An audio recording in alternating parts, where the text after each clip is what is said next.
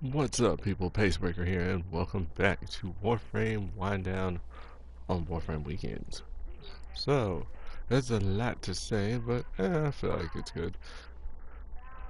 Alright, so, stuff has happened since Wednesday's stream. Wait, did I stream Wednesday, or was it Tuesday? I'm pretty sure it was Wednesday. Anyway, yeah, so, guess what? That thing there in the corner. This. This thing finally happened. So, Razorback Armada. So, what do you have to do? Well, much like with Eyes of Blight or the Fomorian events that would happen, you have to go and take out enemies at a certain point and hope that they drop stuff. Uh, so, in this case, it's Arcwing missions on Neptune and Jupiter. You go do that, they're going to drop something. They're going to drop a component, an exclusive component that goes with a blueprint that Lotus sends you. So, not that one, this one. And then, like, you get like a bit of flavor text and exposition, and there you go. So, now you have to get like these, you have to get these parts, and I'm probably going to do a run just to show you what that's like. Besides, we have 30 minutes before Hydroid Prime is ready, so I got time to kill. But before we do that, I'm going to head to the relay because Baro's here. So let's check out what he's got. I already know what he's got, but still, I'm going to show you guys just in case you're interested. Huh. Uh, I need to make an appointment, get some new glasses. One of the nose pads fell off just a while ago. Had these glasses for a minute, and these were my spare pair. What happened to the old ones? Did they fall apart, or did I lose them out in the field trying to do yard work? This was this was years ago, so I don't remember. But I'm actually wearing one of the new things that he's brought. These shoulder plates, except the sparkly things aren't new. They don't come with it. That was from another visit. So it's kind of like you can have like your clan. How the hell? Really? Yeah. So you can have like a clan or alliance emblem or any of the other stuff that's like a hologram on your shoulder. Yeah. So it's like that. But that's not the thing that he Tenno, brought may I this extend time. an invitation to So you? My latest collection of choice items from the void is now available for viewing. so he brought the corrupted bombard specter, the Aos Prime pieces, as well as the full Aos Prime set in the event that, well, you actually do want to buy everything, but you don't want to spend on the individual pieces. Or say you did want just an individual piece, like say the shoulder plates or chest plate, bam, you can buy that if you want to. The key to your sentinel tail. So there you go. That rotates 360 degrees. I already have that. I've already shown that off. I bought the Probe Vandal last time you brought it. Hell, if I had actually taken, if I had participated in the other part of that one event, I could have gotten it for free and would have had potato already. And also, what he brought was the full impact set. So yeah, if you weren't already farming prime parts while trying to farm for the new primes, now is the time to do it. You got 15 hours. And then, of course, the new thing they brought, the Key Tier 4 shoulder plates, which I'm wearing right now on my Harrow. As usual, he brings the Sands of Anaro's quest blueprint, and there you go. That's what he brought. Until next time. So, there's that. Now, uh, I don't know why I'm doing all this. Let me just bounce. And there we go. So, now we're going to do a little bit of Razorback hunting. So, I don't know. I kind of feel like the mobile defense is like the better mission to do because, well, there's more enemies to fight rather than doing, say, the trench run, trying to get in there and destroy stuff. So, yeah, I don't know. We'll see. Do like the I'll do the sabotage and uh, hopefully we'll get some. So just go over to the little Excalibur with the Arcwing, which you may not see, although that is bigger than most of the stuff on here. So go here, click it, make sure that you have an Arcwing loadout. You will by default if you've already completed the quest. But if you want to have like some decent weapons on you and all that, yeah. But here we go. And basically, you just run the mission like you normally would. It's just, kill shit. Make sure that you kill stuff. And there you go. There's a chance for them to drop whatever it is that they need to drop, so you can actually make the cipher. And that's going to require 4 of these drops each time.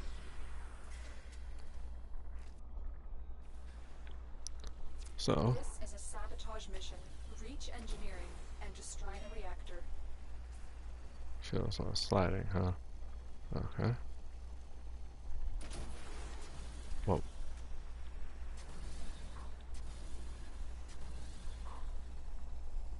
I'm glad when I have a stamina meter anymore.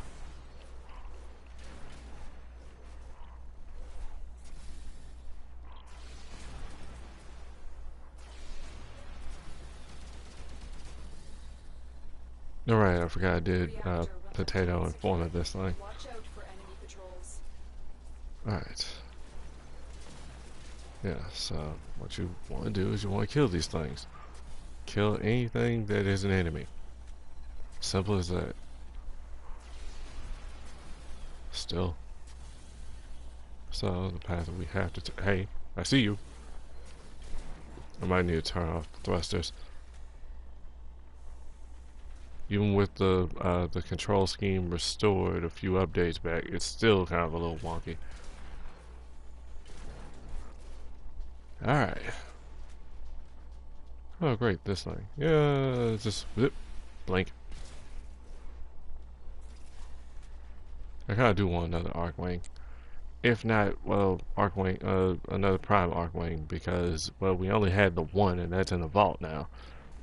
So, next up, I would like, say, um, That's the who should reactor. be the Expose next its Prime? core and destroy it. Um, by the next, yeah, the next round will be in December, so it'll be holiday time. So Zephyr is probably not going to get the next Prime slot like she should, because if we're going in order, then Zephyr came before Mirage. But if anything, Mirage is going to probably jump ahead of Zephyr. Zephyr's rework hasn't even started yet, as far as I know.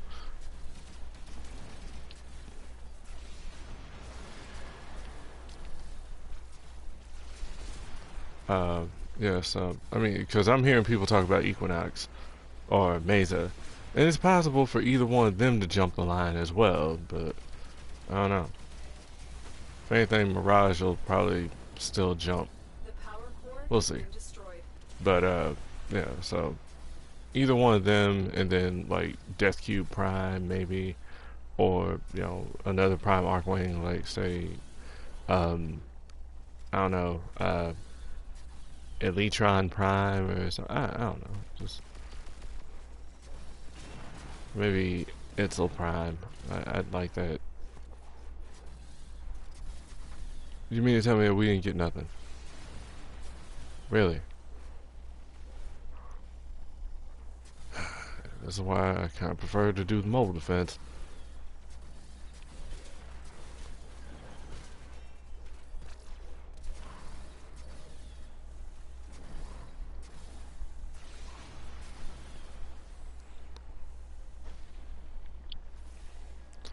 Huh.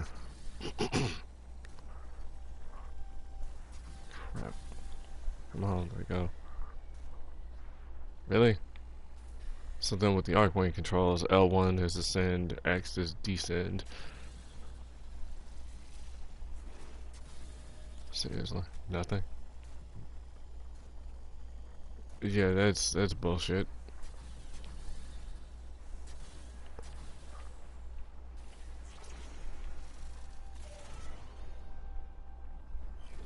Blink. Man, this thing is awesome.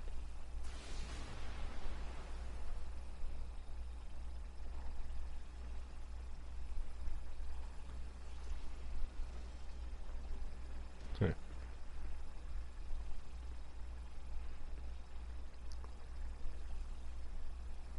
So Predator. And yeah, I put the magazine extension on this thing. I'm pretty sure with like the right mods and the dual to carry on actually could be good. But when you're using it on its own, it's yeah, like without a catalyst or any formula, yeah, no, it's gonna be painful.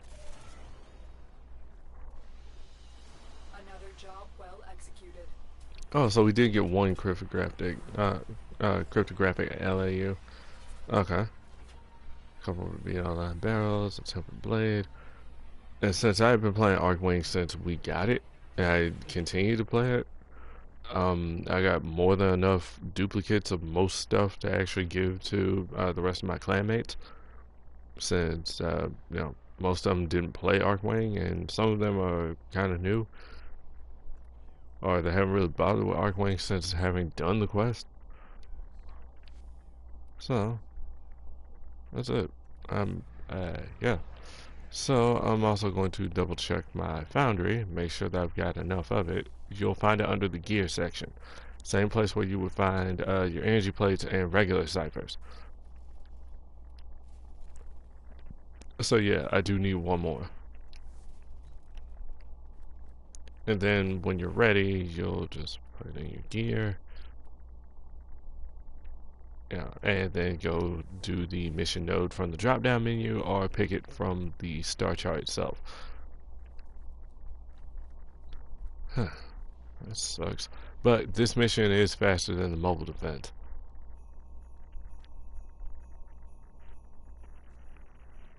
So we'll kick that up again. Fuck it. I hate when shit happens. It's either matchmaking being stupid or somebody being a bitch. Simple as that. I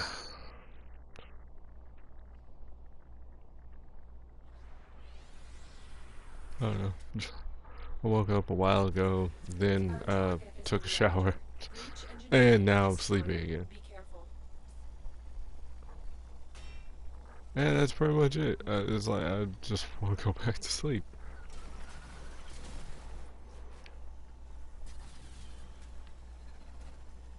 And no, I mean, yeah, the end goal is always the same here, but the route that you get here does kind of vary depending on the run. Like you might end up with like another pathway like this. This isn't even the same kind of.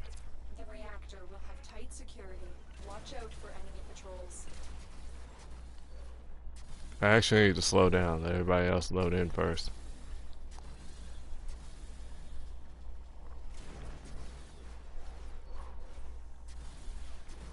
Mainly because, well, eh, it's kind of the same problem with doing fissure missions. So then if you load in late everything that already dropped, well, actually not even fissure missions, just missions in general. Everything that your teammates already got is now no longer active on the field. It's gone.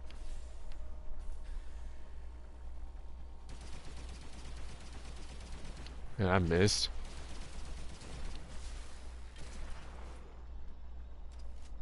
I don't really care about that.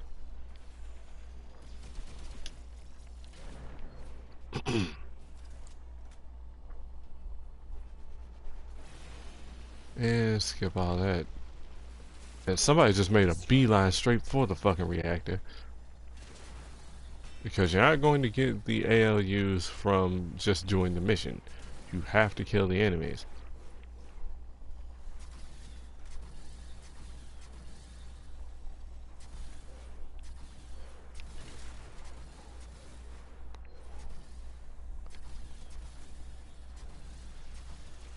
All I need is one.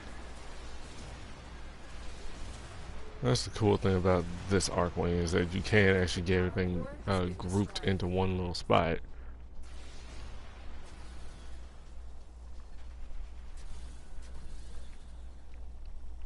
Make it easier to get goodies. Especially when you're doing, like, say, interception or something. And everybody's kind of spread out, and then all you gotta do is just look for the big cluster of items, and oh, okay, there you go.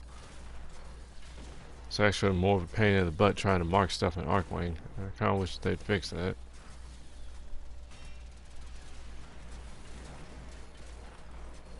There's a cryptographic ALU. Nice. So, it only takes a minute to build these things as well. Much like with the Fomorian disruptors. So, then you can make that and then go into the mission. Now, compared to the Fomorian assault, yeah, the Razorback one is actually ground-based. If you were there for, what was it? Crap, I can't remember what it was called. What was it? I can't remember the name of the event. But, yeah. The one that actually properly introduced the Razorback in the first place. Yeah, it's that. It's the exact same mission, except now there's, like, a thing that you have to farm for in order to gain access. Eh, I don't mind it. I mean, it's not too bad. So, now that we've got our fourth cryptographic ALU, we can build our Razorback cipher and go take down ourselves a Razorback. Now, there's another benefit to fighting the Razorback. They give you another reward. What you can see on the main board up front is by completing 3 of these missions, you're going to get 200,000 credits and an Orokin catalyst. Not a blueprint, an actual catalyst. But in addition to that, doing those runs, you're given a random piece of the Gorgon Wraith, allowing you to then build the whole thing if you decide to farm for the entirety of the event. Hell, even if all you did was like 1 run a day, because it's about a week. So, anyway, that's enough of that. I need to build this thing. And then once we're done with that, because this run should take about 15 minutes, maybe less, depending on whether or not the team knows what the heck they're doing. And I immediately forgot why I said the thing is. It's here. It's going to be in your gear. So, cost 1,250 credits, and it's going to take a few materials, but you should have them. And then, bam, 1 minute, and you're good. You're golden. So, I need to make sure that all my gear is set for what we're about to do. I'd like to take the Ballistica, but I'm probably not. Actually, no, we're gonna take it. I'm probably gonna swap elemental types though. So since this thing is susceptible to viral damage, I think.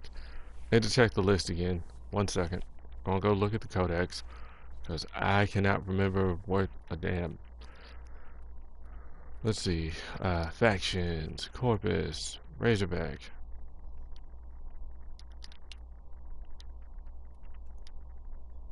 Let's see. Pull up his info. So, of course, with the Proto Shield, it'll be weak to magnetic. So then, yeah, radiation is going to be his main weakness. Okay. So we'll claim this. We'll go take care of business. Because I am going to demo what's going on here. By the time I get back, Hydroid Prime should be finished.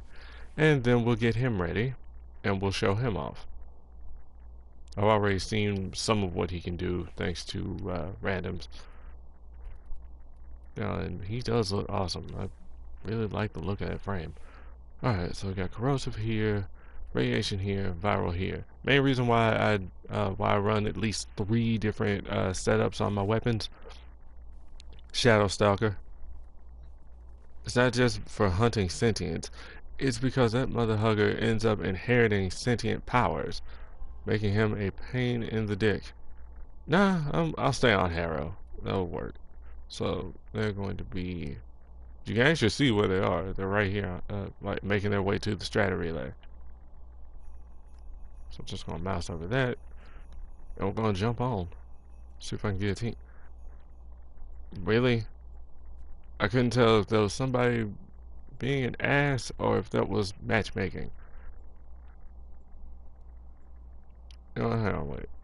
And then we'll just see if we can auto find rather than let sort and pick. Let's see. What did they bring?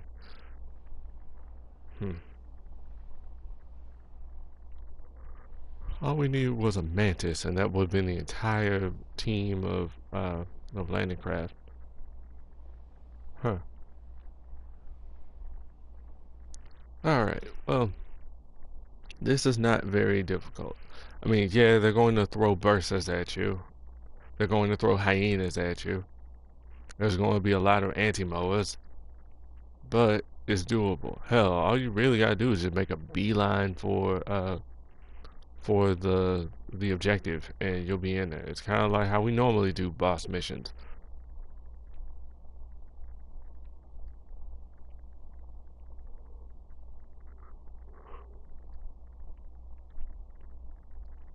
Yeah. I kind of would actually like it if there was like if these weren't just like special event kinds of missions. Oh Lord, we're really actually going to drag, huh? But if these were actual assassinations on the map. Ah, what the? Okay, there we go.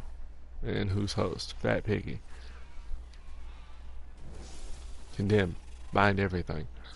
Scans show this facility is also What home the to hell? upgraded Bursa bipeds. Really? Have to deal with both at the same time. I got slowed down by this fucking You thing, can and then find it out broke the what's glass. override the security. Somebody already got it for me. Thank you. Because I got cold procced immediately, and then it broke the glass. That wasn't me.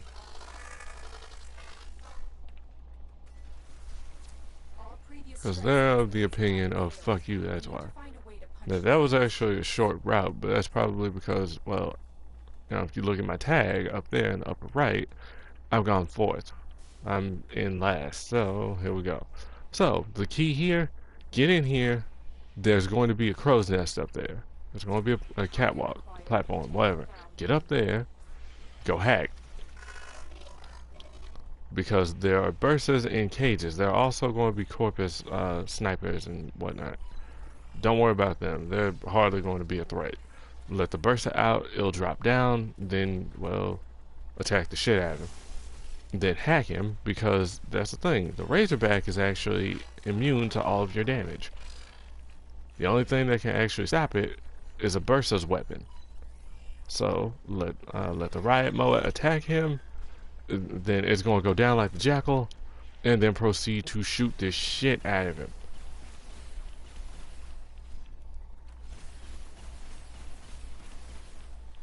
What happened? He's down, but he has his immunity field up. What? Okay. That was weird. And sometimes you might have like a bit of a route to run, but it's not too far. Other times it'll be right there. That ended up being incredibly short, and honestly, that's pretty much how it is. The only time you really would have to struggle with him and the mission taking longer than say maybe 5 to 10 minutes is if you get lost or if you just don't know what to do or you've got a team that just sucks. Simple as that. Also took the least amount of damage. Shit, I loaded in last and then like everybody else took the brunt of everything. So, yeah, there you go. Another piece of the Gorgon Wraith. I already have that. I'm sure I do. I can't remember what the event was that gave it to me. It's been so long. But I'm sure that I already had it. I leveled it up. And then I tossed it because I don't like the Gorgon. Don't you have the Prismal Gorgon in your inventory right now? Shut up.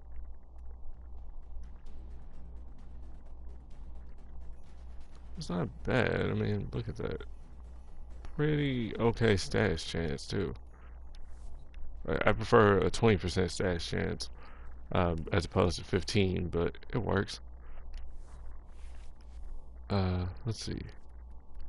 Inventory. I think it's going to be under miscellaneous.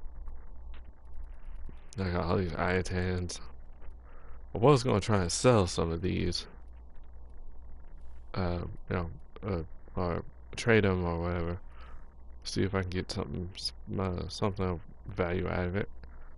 Let's see. Form blueprints. Reactor blueprints. Form blueprints. That's what I mean. Huh. Resource. What?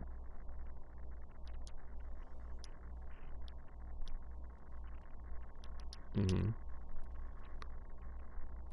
So then the stock and then 3 receivers. So I wonder if it's possible to trade these then. If it is, awesome. If it ain't, well, that sucks. More likely it's like the Imperator Vandal. You can only have the parts. You can't trade them with anybody else to get the rest of the set, which is a shame because of the damn drop chances for each of those pieces um, once you completed your Fomorian runs, which is all the more reason why I kind of would like it if these weren't so set on if these weren't based on conditions. But if the construction status remains, like once we're done with the Razorback Armada, boom, and the Fomorian keeps its percentage, then, well, shit, the Fomorian Assault is not too far behind.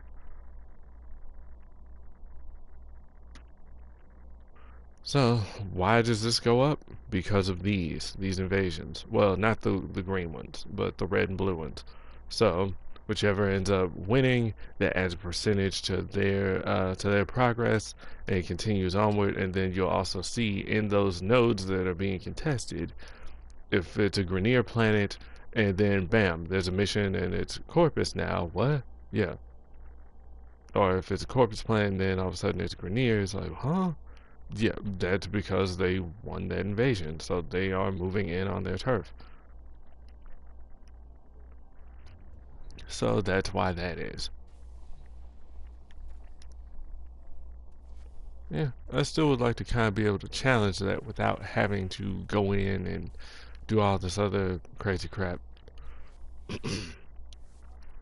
Except it's not that big of a pain in the butt compared to, say, trying to farm for Excalibur. Because now you have to do all this other stuff with Ambulance, and you gotta get like the amino beacons and all that.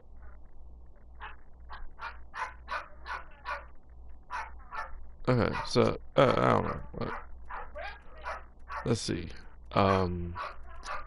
Oh right, I forgot I got 50% off. Crap, that's what I got last night. I have like no platinum. You could sell something. Oh yeah, I could try selling something, but then again, with how everybody is here, shit, I had to go for less than what something's actually worth, which is insulting. Not gonna lie, no, that's insulting. So, Nami Skyla Prime compared to Nami Skyla. So, as you can see, the attack speed increase, um, channeling cost and damage is still the same.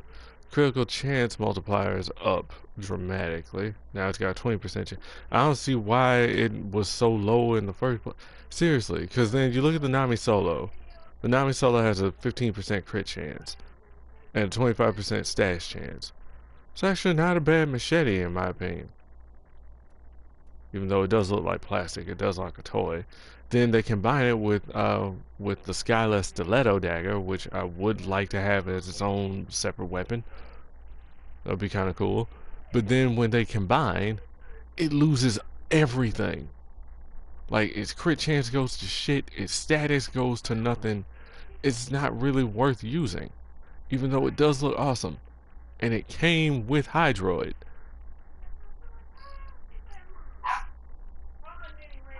If my memory's correct, it came in the exact same update, which is funny enough when I actually joined Warframe in the first place. So now, yeah, this thing is looking way better. 30% fucking status chance. 20% crit chance. Some people are mad about that 1.5 multiplier, but like I said, 20% status, 30%, 20% crit, 30% status. How many fucking weapons do we have that do 30% status at base? And the slash damage is up, puncture damage is up. Hell, even and then like the piddly little impact damage ends up being better at the base, but the prime, whatever, it doesn't matter. Look at that. So the build that I came up for Nami Skylar Prime, because I haven't put a format in it yet, and I'm actually not seeing a point in putting a format in this.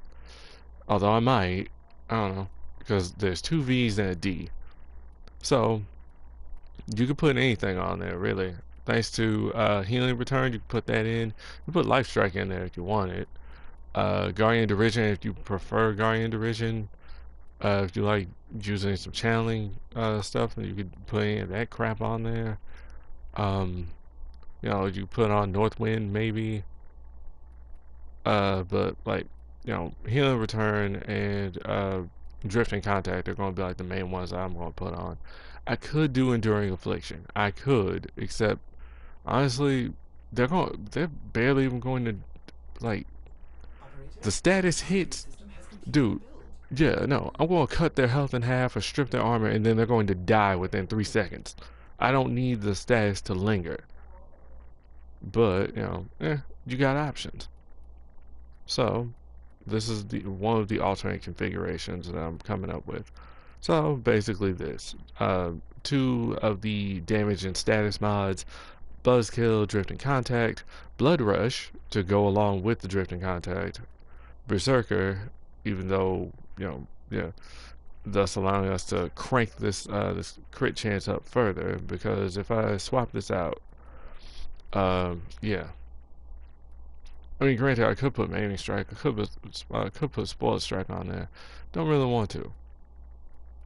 Why not? Because. So then, bam, put True Steel on there, it goes up to 30%. 32%. Which isn't bad, but meh. I'd rather go on and have Berserker and Blood Rush.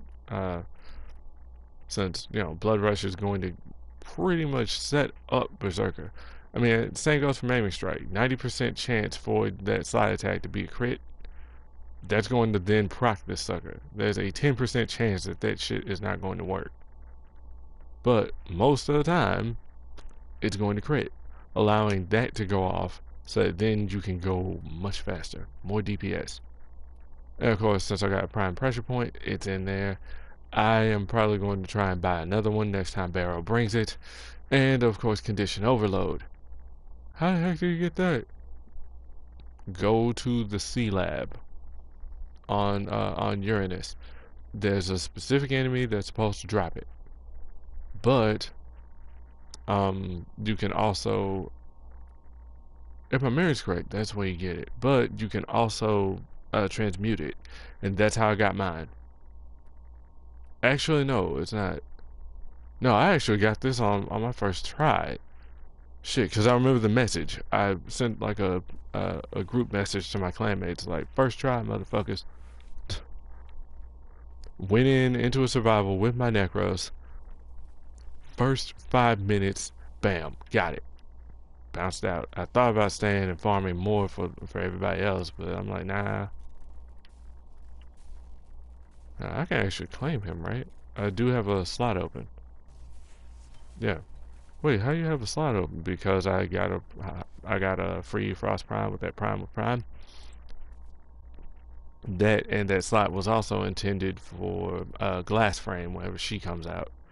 So what we're going to do is we're going to have We're gonna have Tentacle Daddy and Tentacle Daddy Prime, and we're gonna do like a little bit of a side-by-side comparison because, well, here he is, and graduation day, and now looking so boss. Dang. Ooh. And then we got this. Like, hang on, wait. No, not that. The skin. So, you can stick with like the basic Prime skin, or you can go with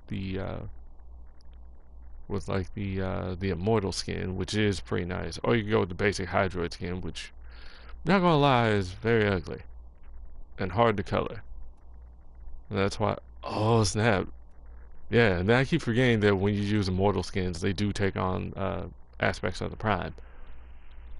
Because this does look good. So, yeah. And I do like the Hydroid Prime helmet. There's nothing that's going to stop. Seriously, that is such a contrast from Oberon Prime, where his helmet looks like shit, but I do like the body. Whereas Hydroid Prime's got this boss ass pirate hat, and then he's got like the glorious beard and just damn dude. And Hydroid doesn't really suck. He's okay. You could pawn like this Rorqual helmet if you got the plat for the 10 gen. Keto's helmet is okay, but see, that's the thing. You can see shades of some of the other helmets in making the other one. They all pretty much share the beard, so then I was like, yeah. So it's basically like the Triton helmet combined with the I'd assume the Ketos helmet, but it's obvious that the main helmet inspiration came from the Triton. So we're gonna go in with like the noble animation actually. We're not gonna worry about all that, but we are going to go in and color him the way I want him to be colored because, yeah, gotta make him look badass. Give him my complementary colors because that's how I do. Wait, is that green actually from the yeah, it's from the Shamrock set. So then we could go white, but I'd rather go like gray or maybe like this charcoal rather than like solid black, because solid black is just too shiny. Could go blue, could go orange, could go red. In fact, that's what we'll do. We'll go red since red is green's complementary color. So then we could go with like just straight up greens, but I'd rather keep it gold. Although we could do silver, but we're doing gold. Sorry if it seems like I'm fanboying hard right now. I do kind of like Hydroid. Just a bit. Like, how he throws down is kind of, like, I mean, dude, if only they kind of, like, tuned him a little bit better. Because, dude, a freaking Watermancer Warframe is fucking awesome. It's just, they tried to, like, put too much stake into Undertow, which is, like, one of his least interesting abilities. But it does have its use. Now, I could actually go and make his trousers green. But I kind of like the idea of there being red. In fact, hang on. We'll do something crazy. Put red trim in the jacket. Which kind of works, but I kind of like the other way that it was. So we'll, like, swap that back out. No, I could go with, like, a lighter red or maybe a darker red. So this is like the darkest red from that. Alright, and there's the key tier colors. Right. So we can get into like some teals or something. See, I don't want to go dark colors because like the skin is too glossy. Ooh. I'm sorry, I'm enjoying this way too much. But it works. Um, is this still one of Minky's designs? Because he did fucking well with this. Because I know he was responsible for Oberon Prime, and I'm a little on the fence about that, but man.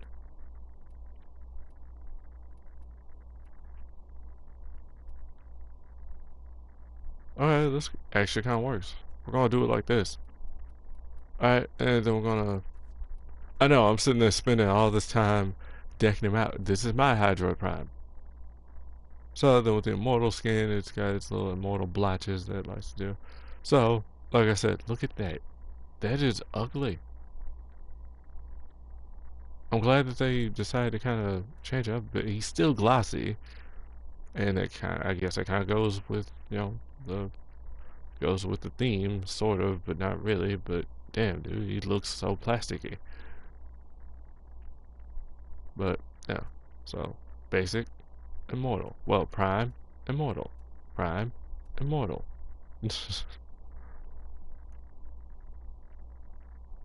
So you get like some more flair, some more accents here and there. Which isn't bad, but eh. But yeah, we're good. So then we're gonna go in here, and as you can see, he's got a dash, a V, a D, and a pair of dashes. Now, let's compare that to my regular Hydroid, who I haven't actually put a whole lot of work into. He's got a V, a D, a dash, and they gave me another dash, so that's actually kind of cool. Because I think I only put like one format in him, and I think it's this dash down here. So they were kind of in the same mindset as me, which is usually the case when it comes to me making primes. I mean, when it comes to me forming my basic frames. So, yeah. So we're gonna go ahead and potato this guy.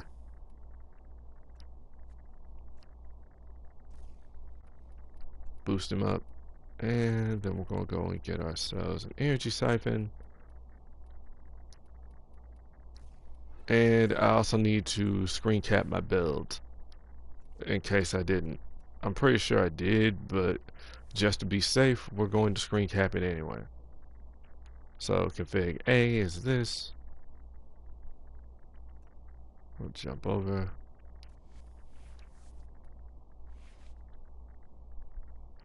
Config B is this. I don't remember if I did config C. No, we didn't. Okay, because I've got one that's specifically kind of a bit more of an all-around kind of build, and then another that's like range and duration with like somewhat minimal power strength. Alright, so it's time to say goodbye to Hydroid and say hello to the new one. I do this every time we get a new, every time we end up getting a new Prime, and I end up getting the new one. I felt kind of sad getting rid of Oberon, but in this case, nah. Where did... Oh, we're on sell price still. Shit, no wonder why things didn't make any sense. Alright. Bye, Hydroid. Barely played you, but yeah, you got fun.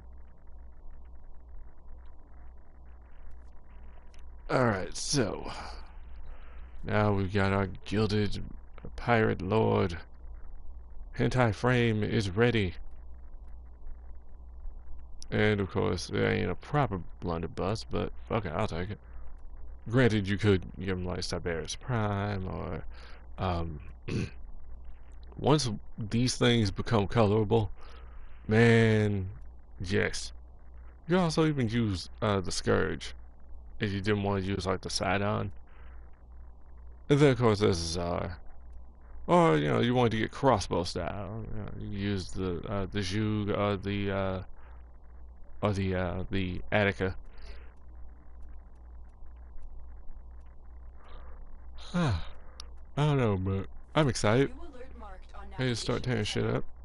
And then of course the other thing being my Ambrax. It's my go-to gun. But we're gonna stick with the Sobek since that is one of my favorite shotguns. It's kind of hard to really distinguish them. I'm also going to try and do something different with this one. I didn't want to do anything with the Exilus slide or put in like another formula because I knew the Prime was coming. Then TennoCon comes, they reveal Hydroid Prime is the next Prime. I'm like, hell yeah, that's what I'm talking about. So we're going to fuse an Exilus adapter, unlocking the slot, because I want to get like as much out of this guy as I can. Alright, so, first and foremost, we're not really going to worry about shields. We're going to worry about health.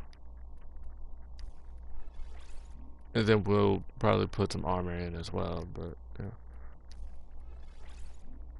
So, prime continuity, prime flow. We want as much energy that we can get as possible. I want to put on, Cure of Undertow is even more helpful now, I guess. And then, of course, there's a reason why I prefer Rage Hydroid, especially now, since he's got like 250 armor in his prime. So I gave him 50 more armor, which I'm not mad about. That's decent. Hell, they already buffed him and gave him 200 armor out of, instead of 65. I mean, he's already better in that regard, but we're going upon Corroding Barrage, since there's a 100% chance of inflicting a corrosive status effect, thus knocking these boys down. Next up, we're going upon a Stretch. I want Prime Stretch, man. Prime Streamline would be nice as well, or like, uh, or like, Prime Point Strike, or something like that. You know, just, alright.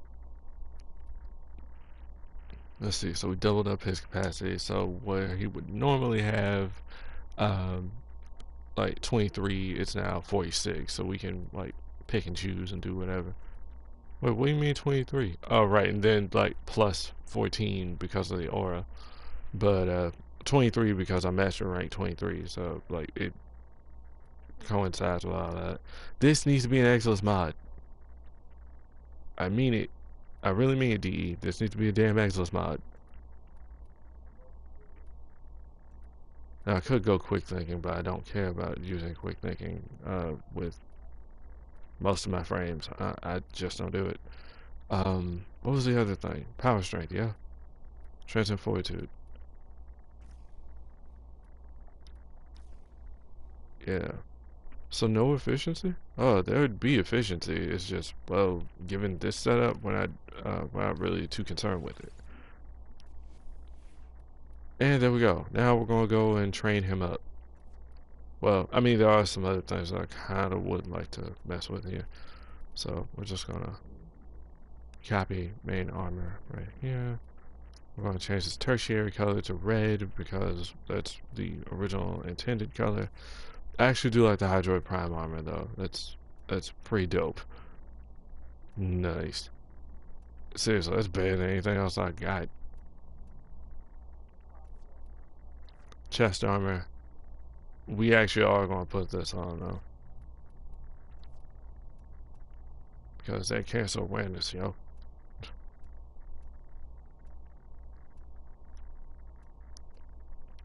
Yeah. Okay. I really shouldn't put anything else on him, but screw it. We're going to put stuff on him.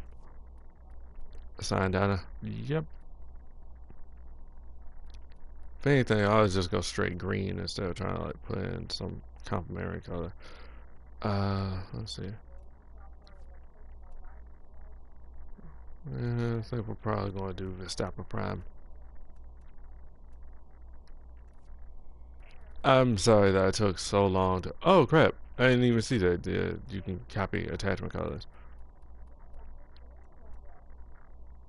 Nice.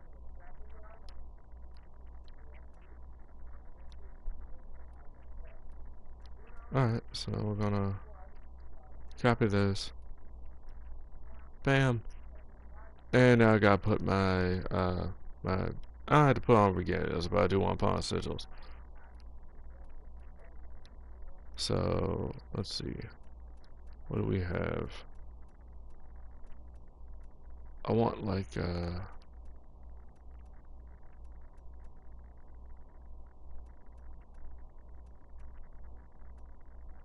anything we'll put on our we're just gonna put on a syndicate sigil. So arbiters. Where's my truth sigil?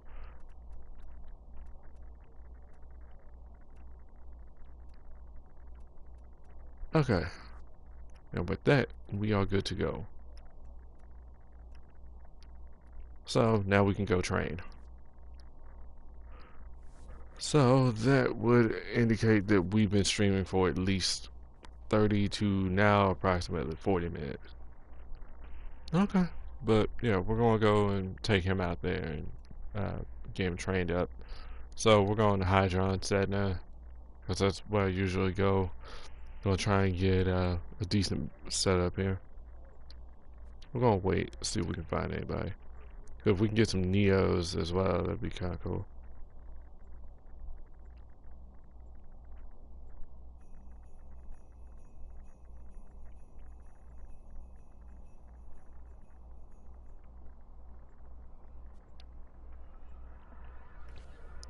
So, Rhino Prime, Frost. Oh, somebody's got their Gorgon Wraith already. Yeah, because once you build that sucker and you build it right, you actually can build like a nice armor strip setup. I guess. I don't know. I just wasn't a fan of the Gorgon. But you picked the comb, and that's like one of your best shotguns. I know. I prefer how the comb works. And it's not this big, wonky, unwieldy looking gun, and it's just more capable. Has been compromised. Defend the cargo until reinforcements arrive. The Grenier deteriorate over time. Is that what makes them violent? Okay. But I'm glad. It only took me 4 days total in order to farm for all 3 primes. I mean, by the time I was done, because I have everything now. So, yeah, I'm going to create like a couple of different builds. I might do like a Pilfer build, but I'm not going to lie, I kind of just don't like Tentacle Swarm. I prefer to have a bit more oomph. So maybe do like a percentage of the enemy's total health. Or possibly turn it into like an AoE. So that then when it slams them, it does like a bit of like a shockwave or something. I don't know. There's so many other ways that they could have did his abilities. Now, all I can do right now is Tempest.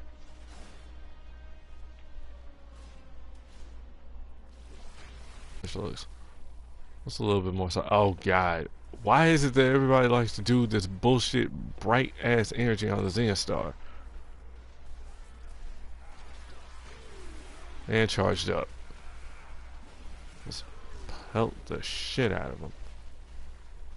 And somebody else with their Hydroid Prime. So his tentacles just looked like water before, but now with the Prime, it actually does kind of have like a cephalopod tentacle texture to it. So I'll give them that. They're getting real good with like textures and all, except for the fact that some of the Warframe skins look like plastic. Like Hydroid himself, he kind of looks like plastic if you use the right colors. Chroma's deluxe skin, that looks very plasticky. That's a common complaint from a lot of people. Yeah, if they kind of change the texture a bit, make it look a little bit more like scales, that would be kind of cool. Make it less plastic-like, and I think people will kind of shut up about it. I'm hearing people compare him to a Power Ranger. He kind of does have like a battleizer look to him, but it does look like dragon-themed traditional Chinese armor. Even, I mean, mainly that decorative armor that you see on display. So now we got Tidal Surge. Bam! Hit you. Huh. So then there's something else that people weren't, I don't know if they were aware of it or not, but it's listed in the patch notes about his changes. You can actually, once you get the puddle, then you can hit Tidal Surge and you can move faster. Because you can move while you're in the puddle, and you can even access your powers while you're in the puddle. But if anything, the main thing to do is see, now I'm not sure what kind of synergies he has, but I know one is you can do Tidal Surge and like drag new enemies into the puddle, and then your teammates can even shoot into the puddle, pulling their damage, similar to Nyx's Absorb. So stuff like that. Alright, he slices, he dices, and he gets all the booty. He is Hydroid Prime. Yar, matey. Come get some. Before me sentinel blows your limbs off. I told you I'd start doing the pirate thing once I got him. So I wasn't going to do it for the entire, let's pimp him out and check out how nice he looks. I swear, this is like one of the best looking primes so far. I want to see how Equinox Prime looks. It's like my favorite. Come on.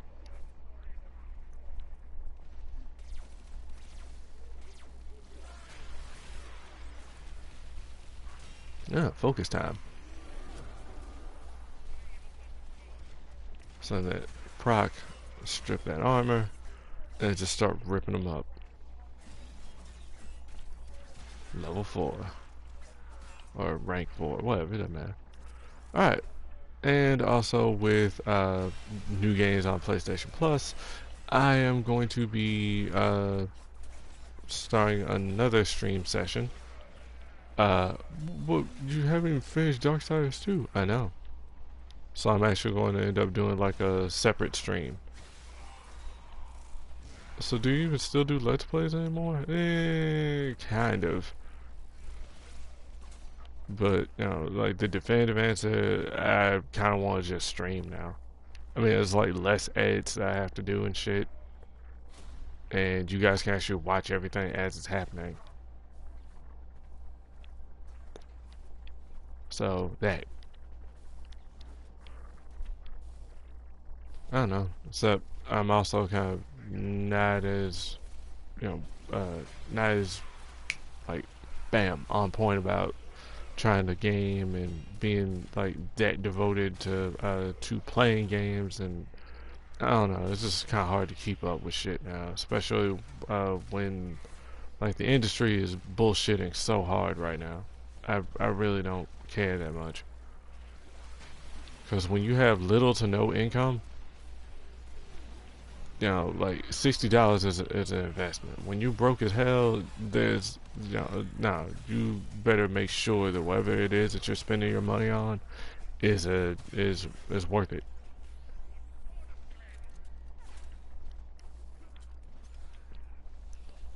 So no, I'm not going to spend $60 on a game that's half fucking finished, and then you start releasing the other stuff to finish it later, but then you still charge me for it. When, you know, the game didn't have to be broken in the first damn place, or it didn't have to be cannibalized in the first place. No, I stand firmly by that. Same goes for pre-orders. I don't do pre-orders. I've only pre-ordered something once. That was Pokemon Silver way back in the day when it first came out. Except, yeah, I don't know. I just kind of prefer to not just dig in and just jump. So as a result, yeah, I kind of am behind, and I've always been behind. Now, honestly, I prefer to kind of be that way. This way, I'll know if something's actually, you know, if it's worth it or not, or if it even is my kind of game. Yes, I can become intangible through certain things.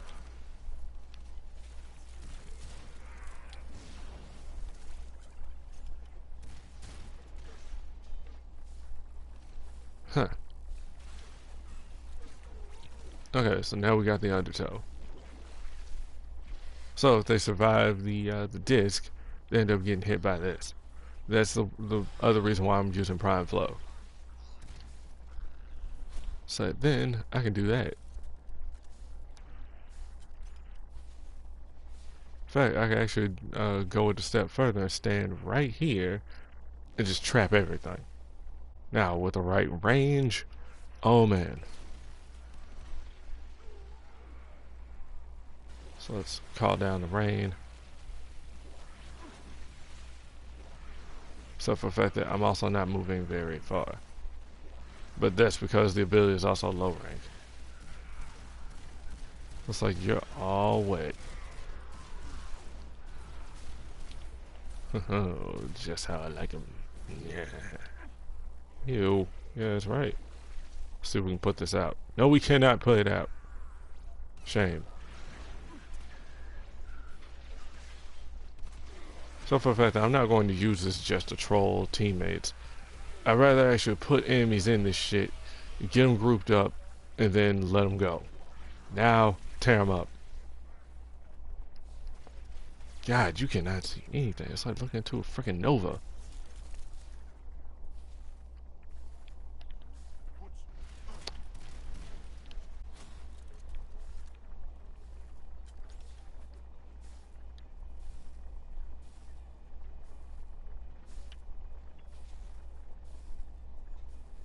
Alright.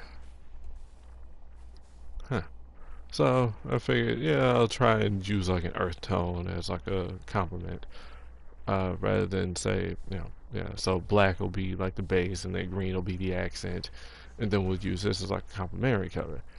I don't know. My fashion frame is kind of basic.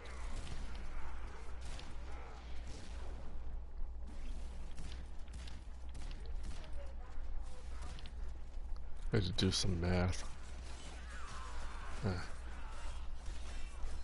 Because I kind of do want to get back to like making videos and stuff, but once I get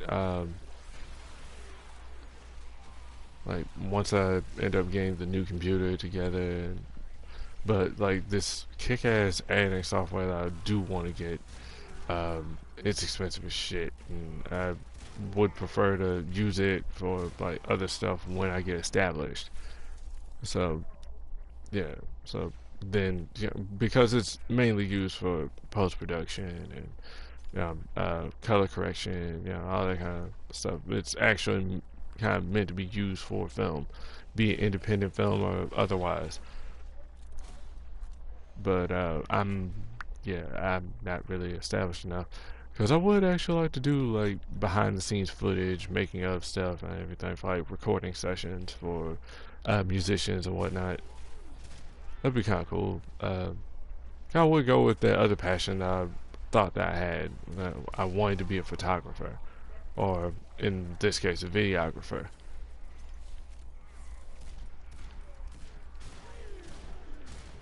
I don't know.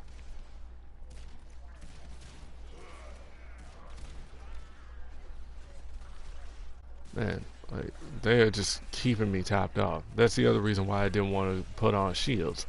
If I'm going to crank him up and make him bulky as fuck, then that's what we're going to do.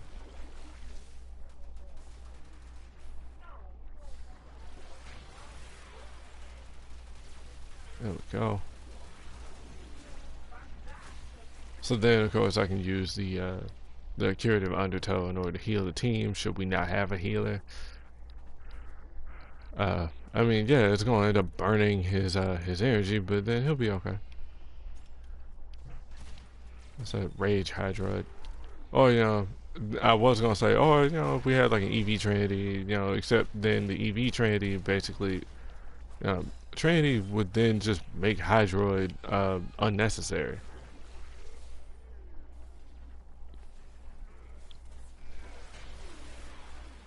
Well, in that regard, using that kind of setup.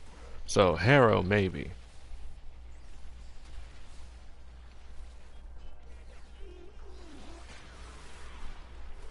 Once we get the once we reach the appropriate levels to get this ranked up. Thank goodness that it's not just based off of usage or like imposed challenges or whatever, where you have to kill X number of enemies with this ability or stun X amount of enemies or anything like that. Man, that would be ugh. Yeah, so I've got a couple more games that I'm willing to play and some other things I'm actually interested in trying to stream. So it'll be similar to like Livewire. Okay, so everybody's staying. Good. So let's go ahead and pop this. Oh. Well, shit. Now my Hydroid's infected.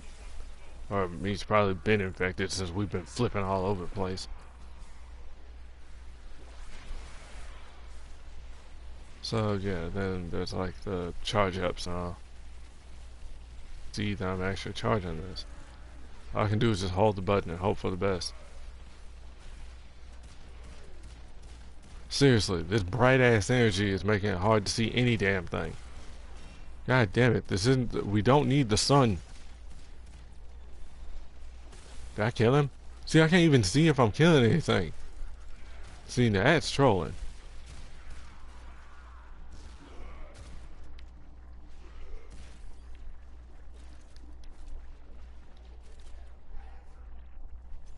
Hmm. I was actually thinking about the possibility of syndicate exclusive weapons. You know, like their own unique weapons, and not just a variant of something that already exists. That'd be kind of cool. And we could do something like that, and I don't know. So then it'll have like the AOE proc go off, and you know, I don't know. It's just something completely different rather than being a variant of the same stuff.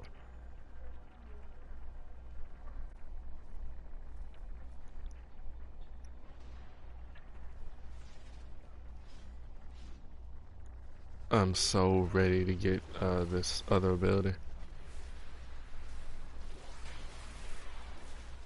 See, now if that was like some sort of what like water clones. Like if he could spawn water clones from using the tentacles with Undertow.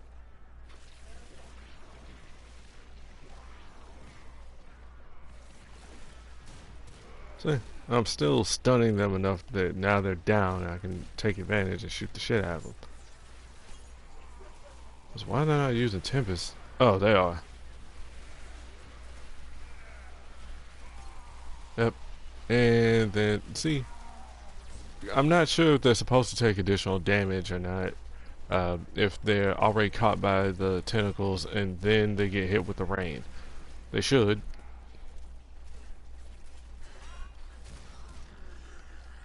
Because, like, his passive sucks.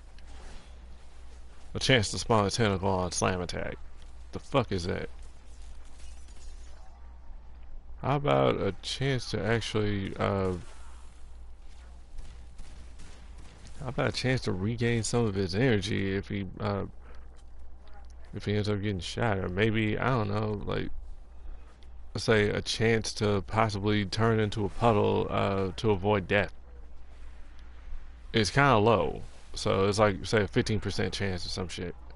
Or maybe a 25% chance. It doesn't stack at all. Like, that's just it.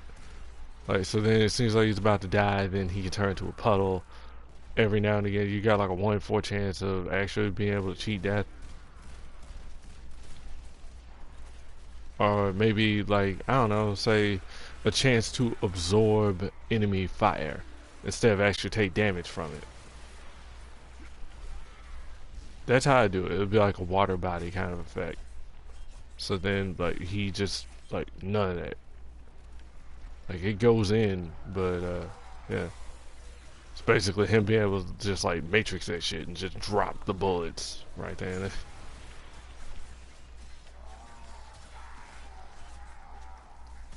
I really do like the look of Nami Skylar Prime, and I actually do remember the thing that I was talking about during the last stream. It was dual Zoran Prime. That was the thing that I was hoping for. I don't know who would get it, but I would really like it. That would be very nice.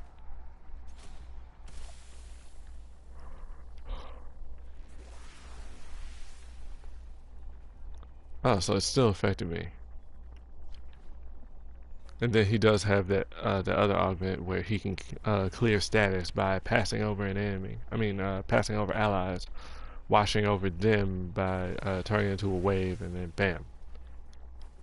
So you could make like a straight up heal Hydroid if you wanted to, like just total support. And since the crowd control is his thing, he's not a damage frame.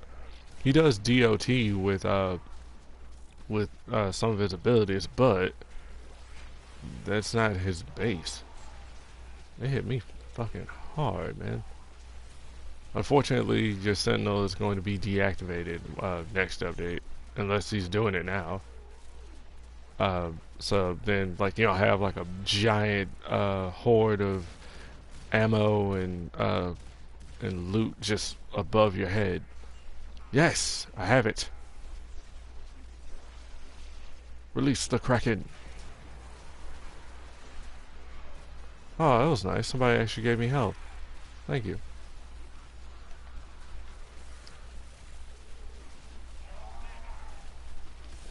Okay, now we're tearing them up. Okay, now you guys have pissed me off. That's it. Everybody in the puddle.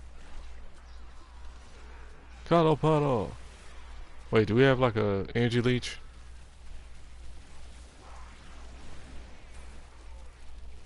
Get him out of it. So yeah, it's a temporary prison. It's similar to Limbo and his ability to banish.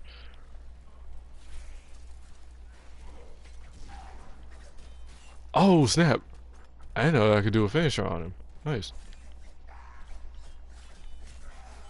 He's dead. Yeah, so I don't know.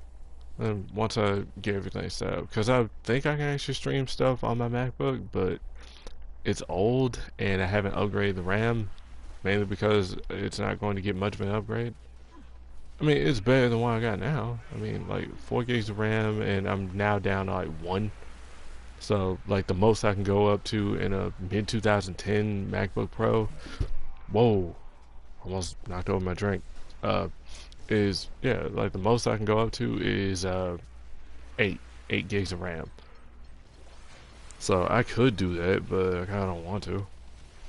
Especially not if I'm going to be trying to build my own custom desktop, and it's going to be like way better than that. It's going to outclass it. So yeah, I'd rather not.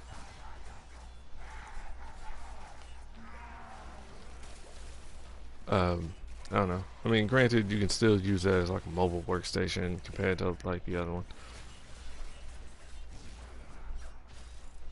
Why are you complaining? You got a Mac, yeah, but they're overpriced pieces of aluminum. I mean, yeah, there's an Intel processor in that sucker, so you know, yeah, it's powerful, but at the same time, like, you give me bare minimum.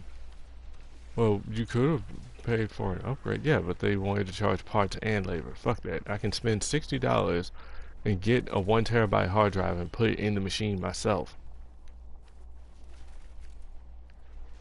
I don't have to deal with them.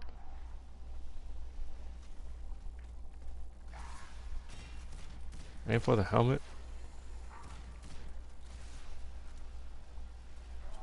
you're just toasting him.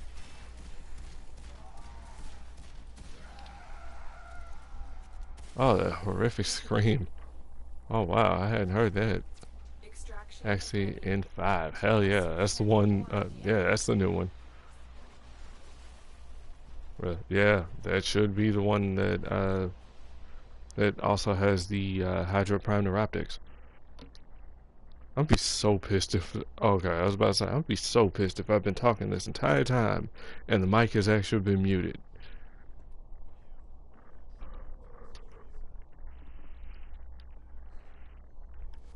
Not bad. And the display is glitched. No, we're not responding my ass. Is that? And that should fix. Ta-da! Hydro Prime 16.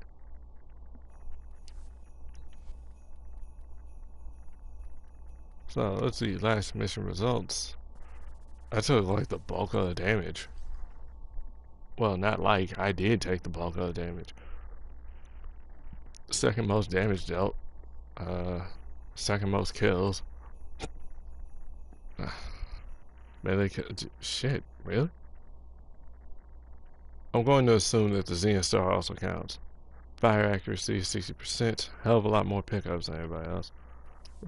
Yeah. You gotta love how people don't know anything.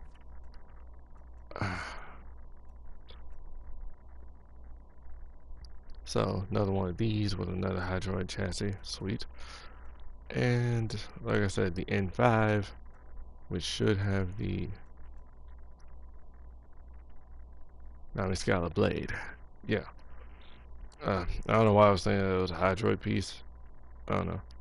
But yeah. I'm also going to need to do some farming so I can help my buddy get all of his stuff. He decided to not get on, mainly because already tired from work and all this other stuff, and yeah, could get on, but I'm like, yeah, I've been gone. I've not had the internet for a week. Fuck that shit. I'm getting on here and I'm farming, and that's what I did.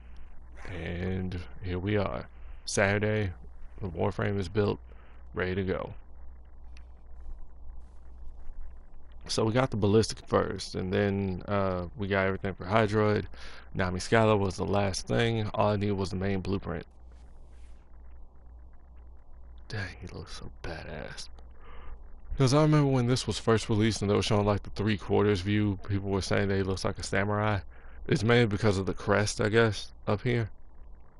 Except, you also couldn't really see like the beads and like the proper beard, I guess. But yeah, like, no, that's a pirate hat.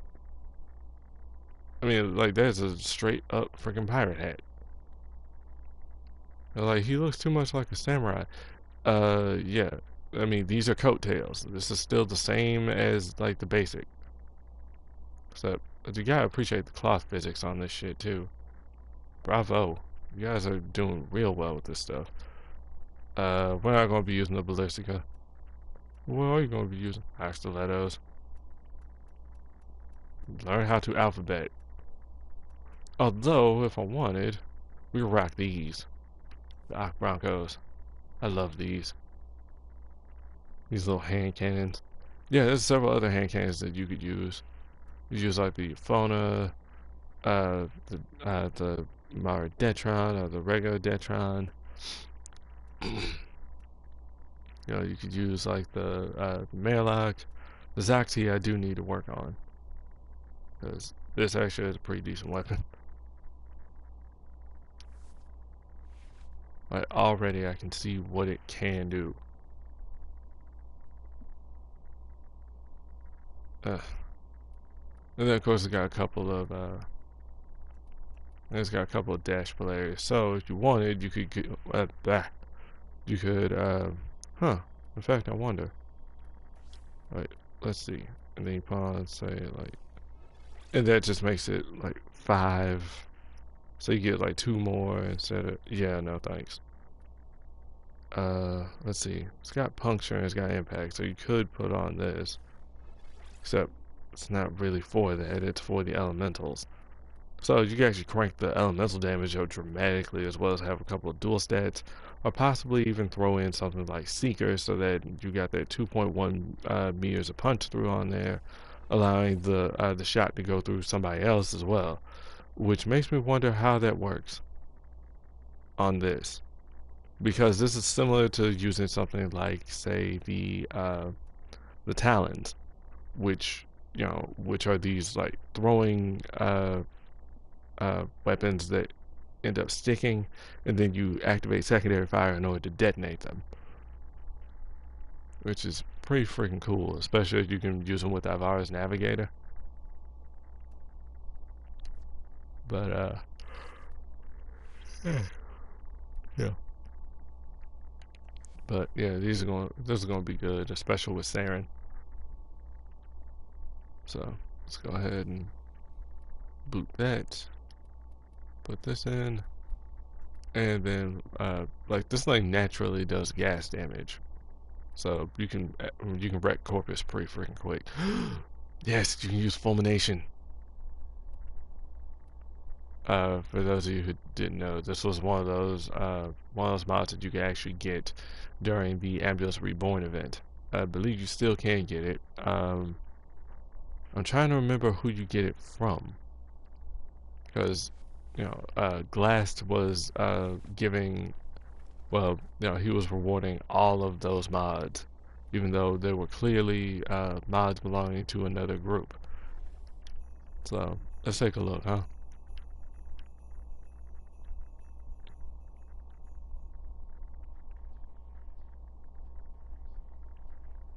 Because I think Fulmination is a mod that just drops off of some other enemy instead of belonging to a specific syndicate.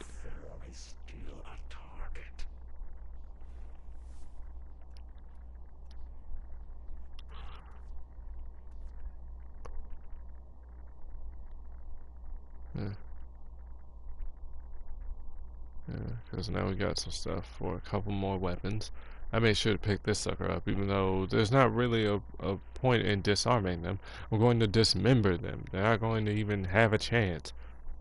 So I would prefer if that had something else going for it. Right, there's still that mag augment that I need to get. Whoa. Okay. That was a box.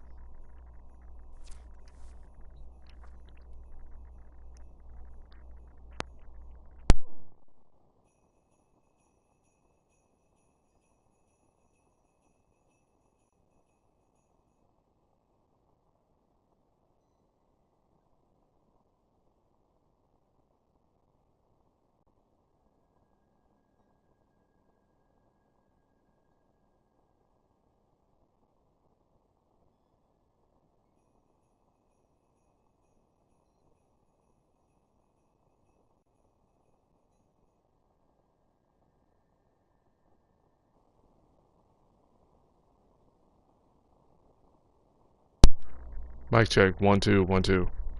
Okay. And we're back. Yeah, people start getting paranoid, trying to look like, what was that sound? It was that box. It was a box that fell. Alright. So he's not going to get any further. You know, I'm not going to be able to put any more on until I get to a specific point. Alright, so then we're going to go into another build here. So, yeah. Alright, so I got some more stuff that I'm playing on streaming. There's some other games I got through PlayStation Plus. In addition to, well, the most recent one being Infamous Second Son, a game that I wanted to get back when it first came out. Didn't get it, so now that it's free, yeah, I'm going to be jumping on that. Alright, so now what we're going to try and do is do some, well, try and ease this a bit. So I kind of want to use the augments. Let's see. Because, yeah, the tentacle swarm, yeah, but the enemies had to be killed by the tentacles, meaning that your allies are going to have to weaken these things for you. Unless, I guess, you got like some cranked up offense for it, I guess. I don't know. I think they did change how it's supposed to hurt the enemies. Not to mention, it's also supposed to not flail them up in the air and make it harder to hit. I don't know. They've been working on him, and that's an update that we don't have. So we're gonna go with Curative Undertow. I'm also going to put on Prime Flow if I can. Try and boost up as much as possible. Let's see. So then Title Impunity. So bam, clear status effects. And since these guys love their fire and puncture effects and impact, basically every kind of thing. So if anything, I'll probably run 2 augments at a time, if any. Like build A is going to have the one for Tempest Barrage.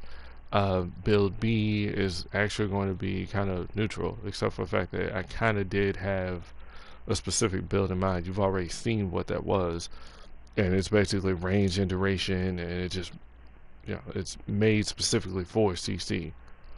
So tentacles and undertow and tempest everywhere.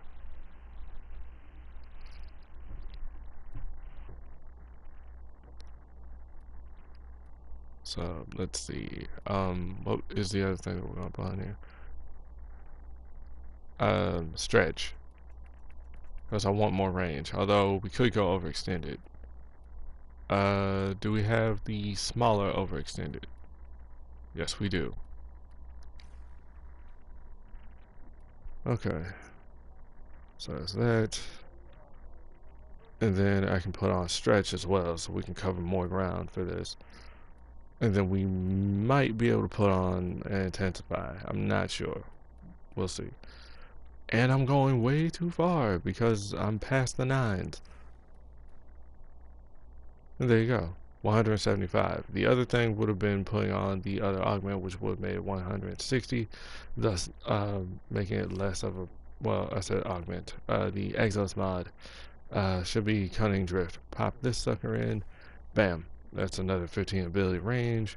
Also get like more slide, less friction. So combo with that, boom, pretty decent range. And then of course with the other mod, there you go. Streamline form, holster rate along with slide and more slide, reduced friction.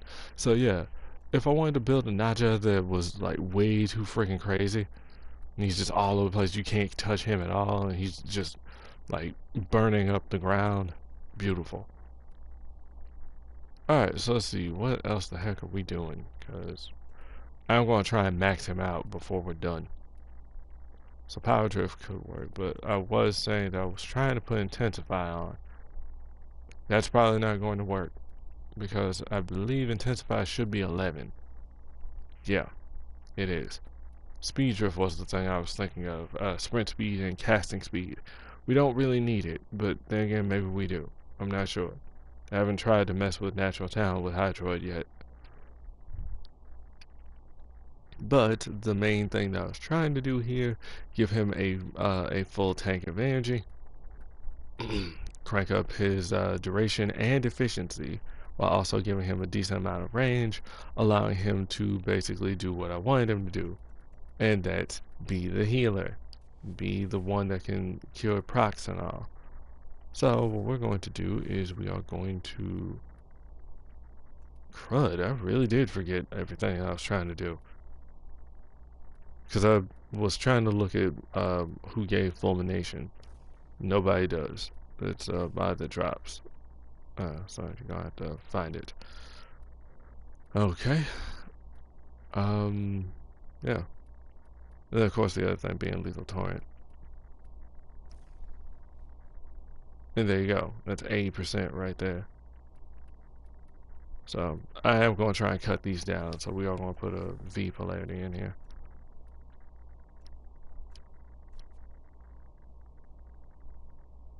Hydroid might need a formula or he might not. I don't know. Depends. We'll see. Let's see. Proton cracker. You don't have to worry about anything with that. Hmm.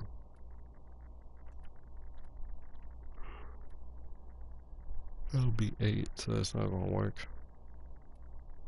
So yeah, you can do corrosive and gas. You know, gas and anything really, since gas is the innate, so that's built into it.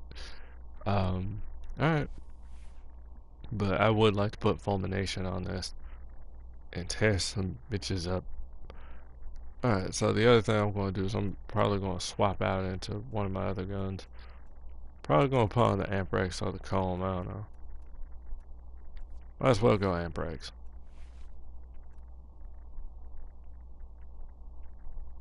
Zap stats. This build is specifically built to inflict as much status as possible, while also still having the overcrit. I would like some more, but yeah. And I also threw Sinister Reach on it because yes. So yeah, the proc itself is going to go off and yeah, yeah.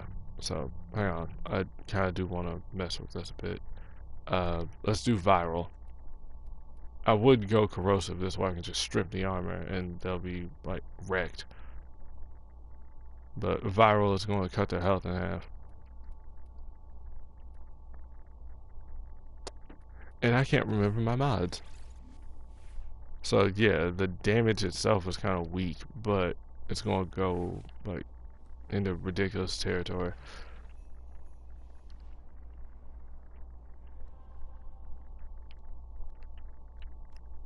I mean, like the crits are going to still be pretty high.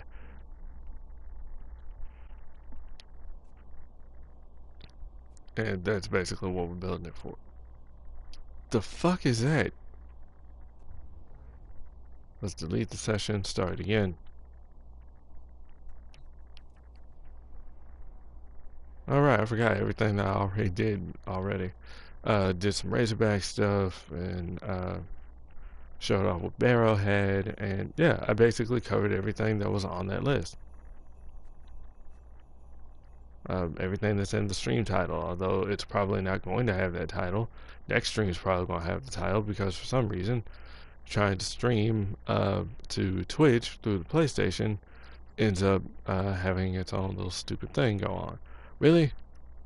Nobody else is here. No, you guys are just gonna troll. You're just gonna grab shit and then like not let it go, and it's just, man, forget you.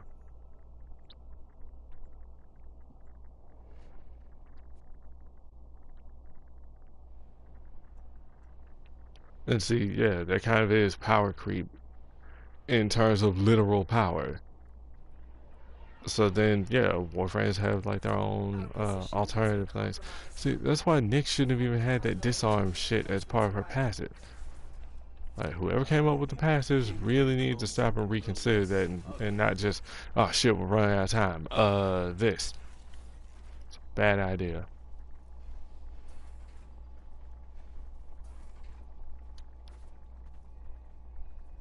So, yeah.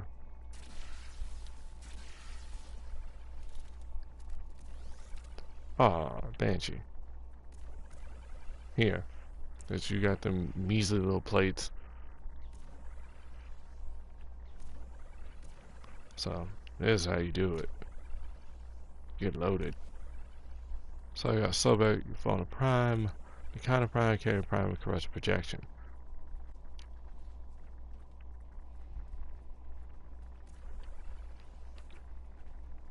Kinda could have waited, but eh. So what do they bring? Equinox, Spectra, Taxon, corrosive projection. Well, damn. Yeah, you don't really see that many Equinoxes, and it's mainly because her farm is bad. It really is.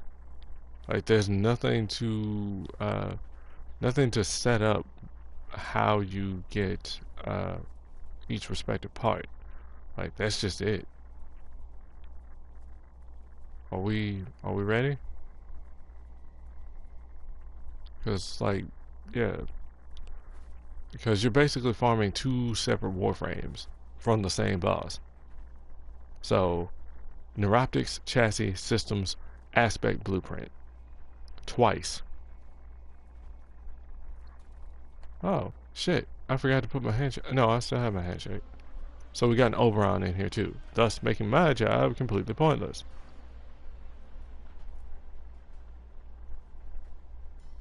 Let's see. No, I'm not going to need to use anything because, yeah. So much. Yeah, and no doubt, this is Soundquake Banshee. So, optimized to wreck everything. So, yeah, I'm not going to be able to shoot shit. Dude, I played with an Oberon that was built specifically to spam Reckoning.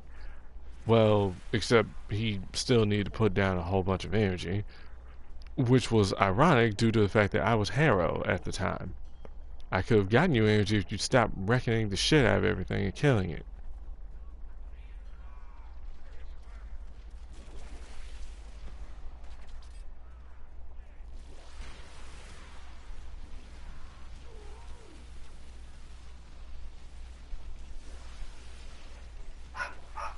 Black Barbie 404. I didn't want to know how I came up with that. No, no, no. I'm not sounding like I'm hating. It's just, yeah. Shit. Not so much for that. So I'm kind of going to camp a little bit. Because that Banshee's going to lock everything to their room. 2, 1. Really? You just now went off? That's a multi-shot, huh? Okay.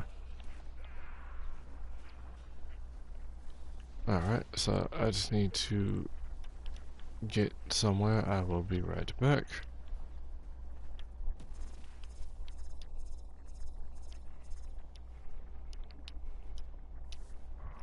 I'll watch them leave me.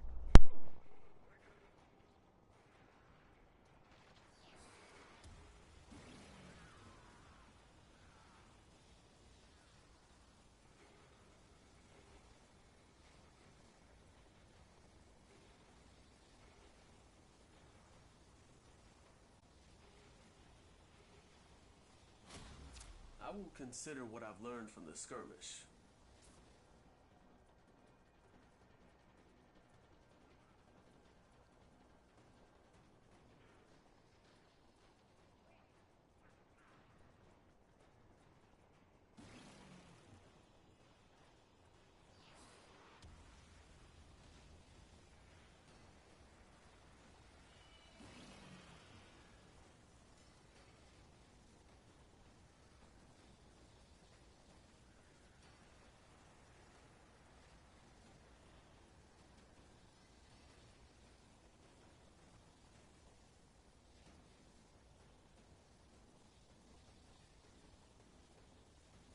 Reinforcements available.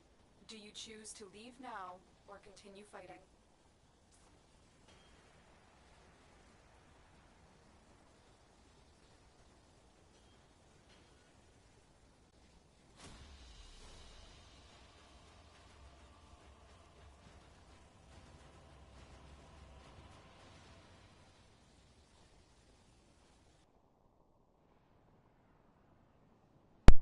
Alright, I'm back.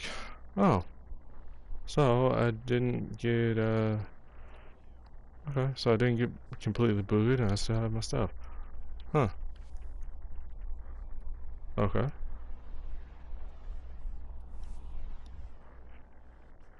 Hi, Peppy.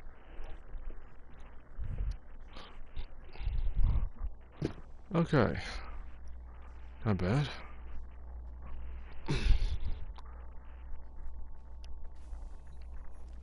I would prefer being able to do more, but yeah, then when you end up getting in with a team that ends up killing every damn thing, well, yeah.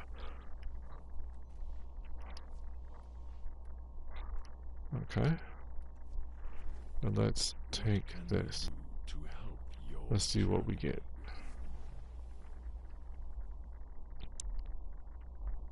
Alright, hang on one sec. Test.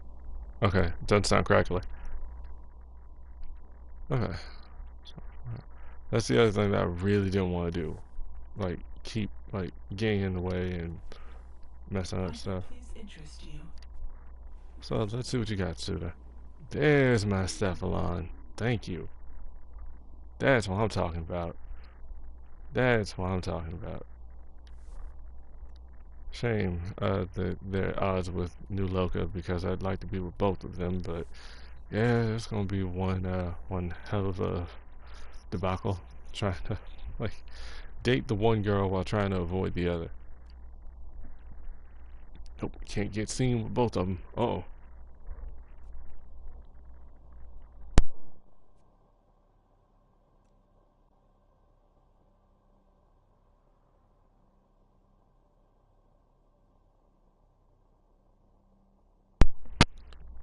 This is bullshit. Well, you could also go and play ACAD. Yeah, I could, but I'd rather do this. Why? Because Neo enacts the relics. Because trying to do it with the other no. Really? Yeah. Trying to do it there. I'm hardly going to get relics. I'm either going to get a whole bunch of stupid shit that I really don't care about. But, fuck it. We're going. If anything, I probably need to swap this back to corrosive. Crap, that's the wrong thing.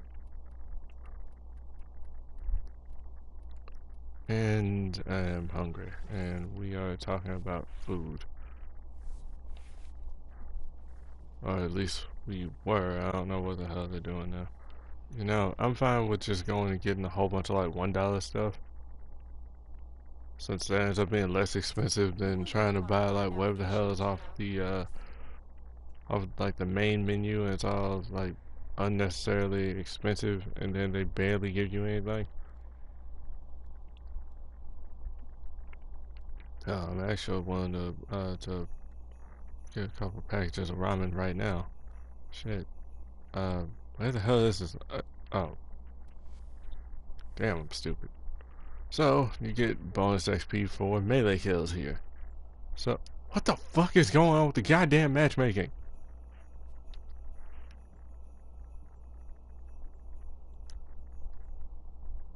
That's fucking stupid. And nobody's running any of these, huh? They should be. Well, or at least, you know, the mission I was just doing, because, well, you know, easy Neo relics. I have no idea what the hell everybody else is doing. They're probably in fissures right now trying to get shit for the Void Trader. The I don't enemy know. is at our doorstep. But I'm agitated by We this must shit defend because our it's just equipment stupid. until reinforcements arrive. And then matchmaking has been None kind of of these monsters belong wonky alone. as fuck as of late. So I can't tell if that's because because of the update, or I don't know.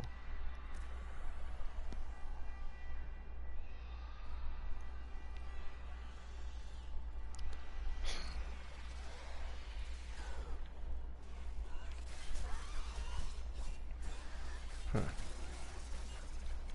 It is kind of weird when I'm the host and then like there's this frame rate shift, and it's like, what?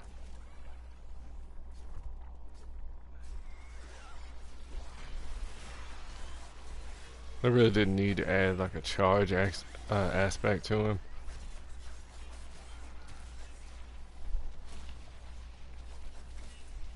So slash and gas. If I can actually manage to have everything stunned, open them up to finishers or whatever. Oh. Especially with like, something like a stealth proc. Stealth kill. Damn, dude. See what I'm talking about? It doesn't do a whole lot of damage. I mean, compared to say anything else, but its status is ridiculous, and that was the reason for the build. So trade off some of the damage, even though honestly, under normal circumstances, you're barely really built for damage anyway. Or well, I mean like the elemental damage, crit damage is going to be like the main thing that you're going to be doing. I tend to ramble in case you're brand new.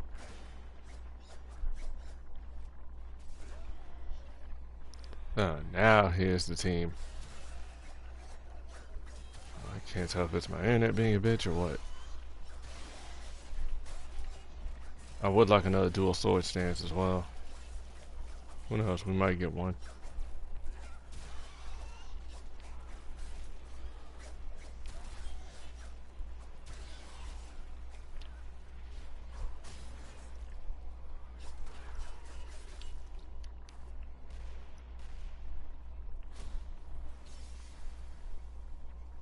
And then, yeah, thanks to the drifting contact, that combo meter is staying up.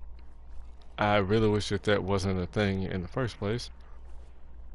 I mean, you know, the need for mods in order to make it so that that's not the case.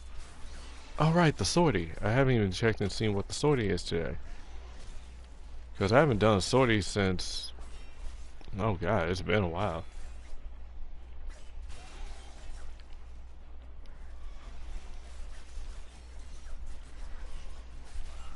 Ugh.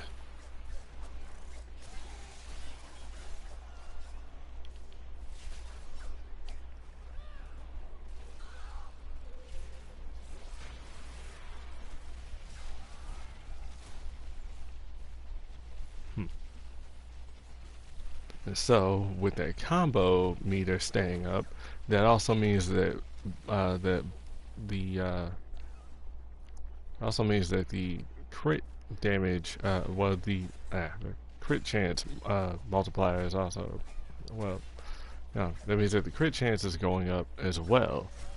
Meaning, yeah, I'm bound to start proccing crits frequently,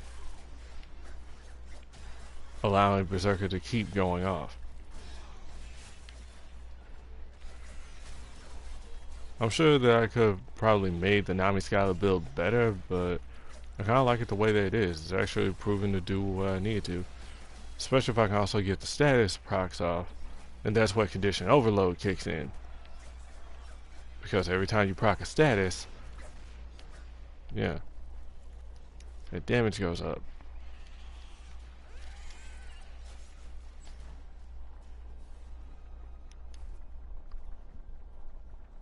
Extraction is ready. Oh, Lith.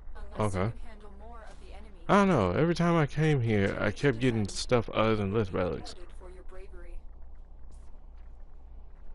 I don't know. Maybe I was wrong. I don't know. I just kind of don't really like doing this map.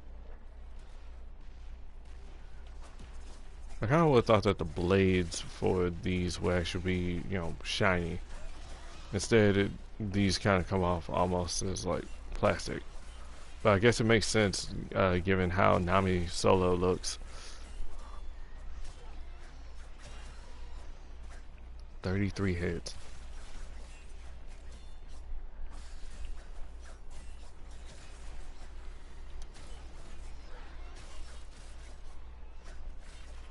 So yeah, I could definitely see myself using these with Excalibur as well. Oh really? And just stun them right quick, and then just bam, just start going ham on them again. 1, 2. Damn it! Only got like 3 in a row.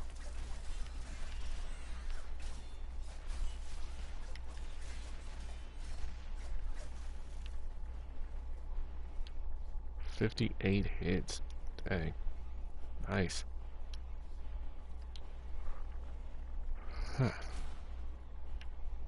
Well, at least the spawn isn't totally messed up either.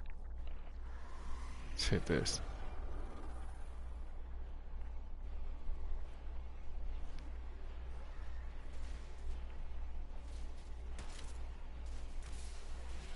Yup, got him.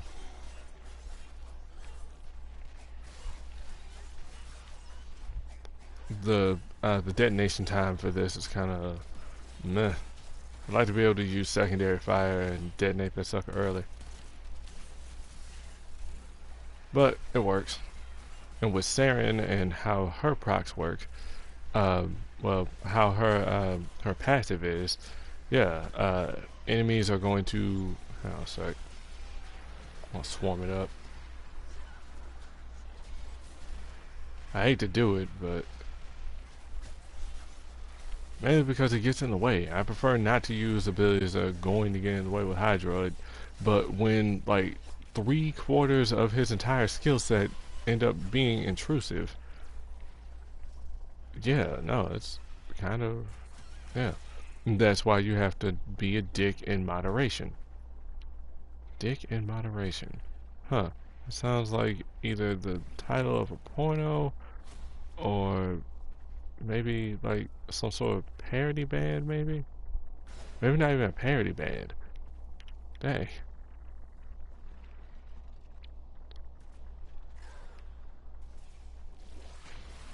Charge it up.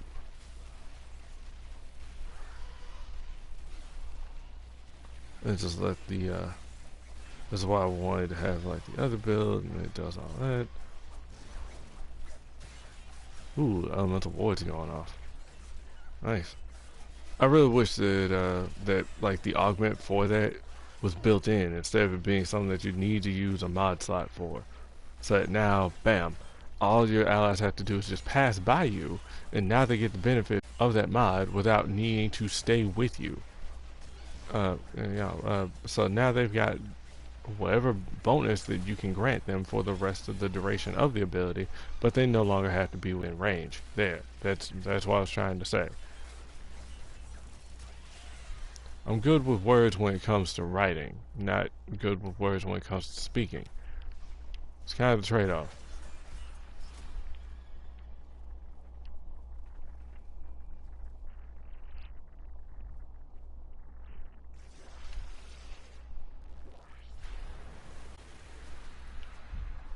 So is the Kraken any better in Prime? I think it is. I don't know. It looks like it does actually take on aspects of your color set, though. This Hydroid is not built for this. It's built for this.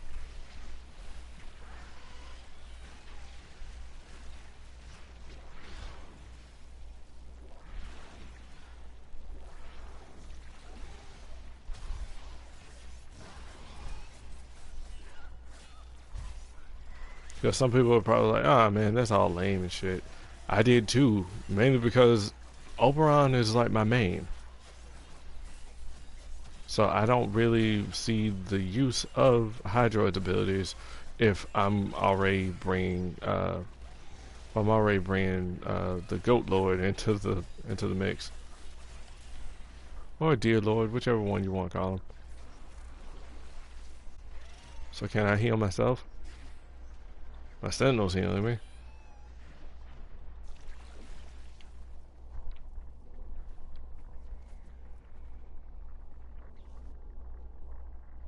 Yeah.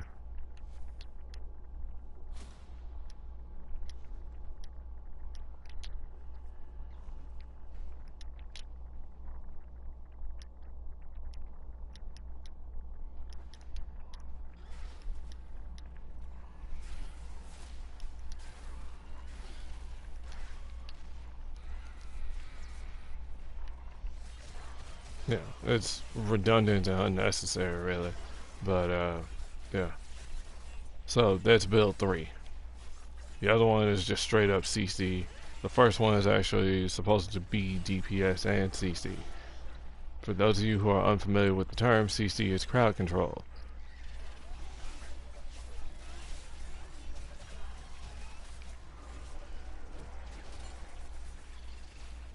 One sec. So I can get you up. Ow. That's it. You guys are going up. Also going to kill these healers because healers are the worst. Oh, and they've got the smoke screen augment. You know, that should also be built into the ability itself. So no, you use smoke screen and you are nearby, you're near allies, it affects them as well. So then there you go. Give it something else, like using smoke screen on an enemy. Wait, no, I think it actually does stun them, doesn't it? By default. I don't know, but seriously, Ash didn't get a total rework. He got a Blade Storm rework. I really wish that they had kind of left it alone until they actually had a proper rework in mind, because people are treating it. Some people are treating it like they reworked the frame entirely. They didn't.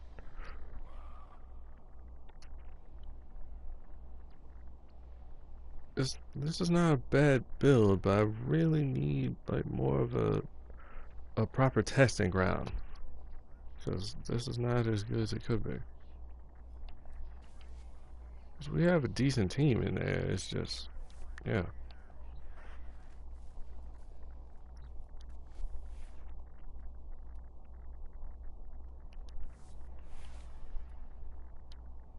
Huh.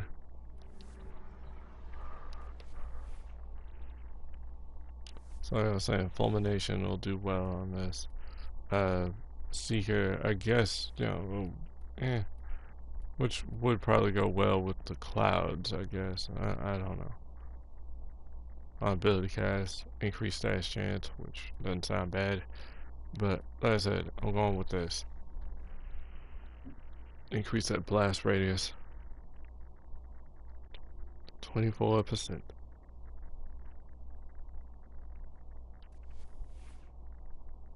And then, of course, like I said, multi-shot. So, bam, then I end up firing 2 rounds instead of just a single.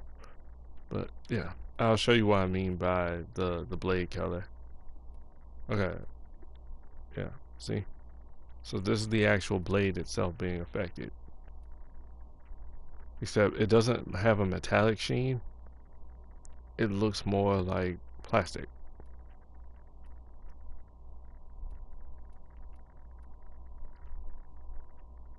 So, yeah, I'm not too thrilled about that.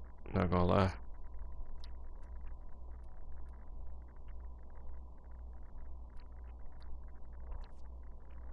Eh, but we make do.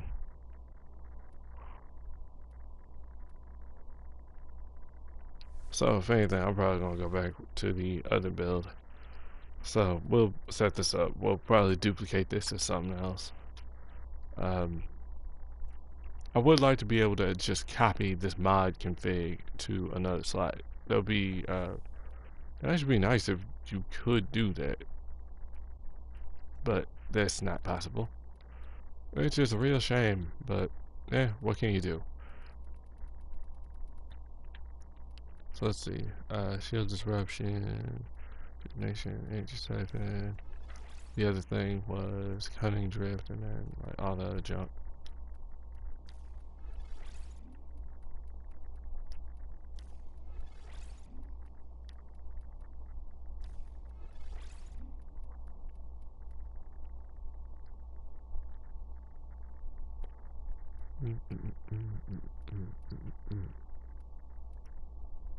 Then there's all the other stuff.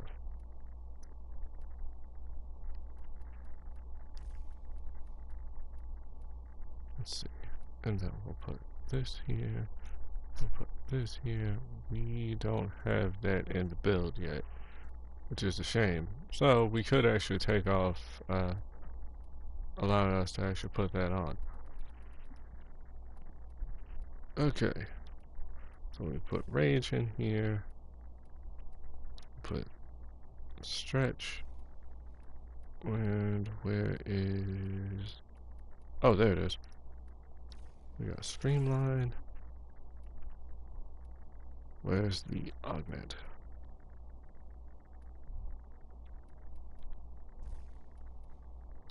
We can actually kind of adjust this a bit. So, 2 more mods. One of them is going to be cutting drift, and then if anything, the other might be something else for range. Because I wanted to make it so I don't burn all my energy right there and then. Because the energy drain does increase for every ally that is on the puddle.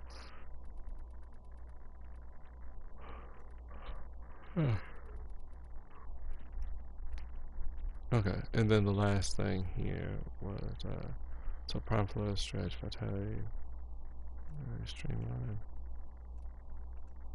vitality, stretch, range. Yeah, so that's it. Okay. So the other thing that we're doing here is this, and I'm sorry, but I'm never really going to be using that. Well, I'm not going to say never. I'm hardly ever going to be using that pilfering swarm augment. Although it's probably more useful now than it was before. Because I still don't really have the details on how the 4th ability works now. Like, if the damage does scale at all, or if it's based off of a specific percentage of enemy health, or something like that. Because I know that's what they did with Undertow.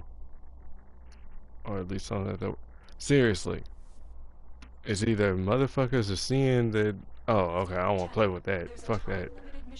I don't know. But all I know is now I'm agitated. Seriously. I mean, damn, it's bad enough that I can barely get into a fucking match that actually goes up to wave 20. Then I end up getting in with, like, motherfuckers that want to just... Yeah, and, like, nah. I'm not having all that. Like, just, then why don't you just play with your clanmates? Everybody is taking fucking breaks and shit.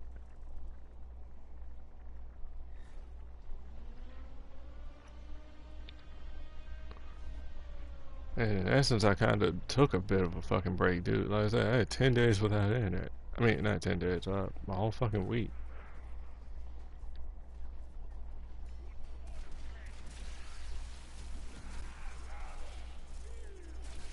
That product is still going off, and with this thing having electric as its base, that proc is still going to affect them.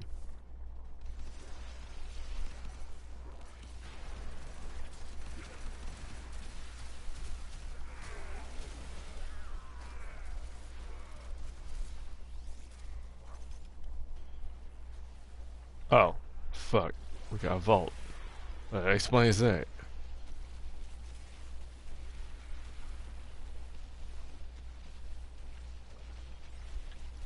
Well, like the Warframe icons on the map. I don't know. It's a little bit more of a pain.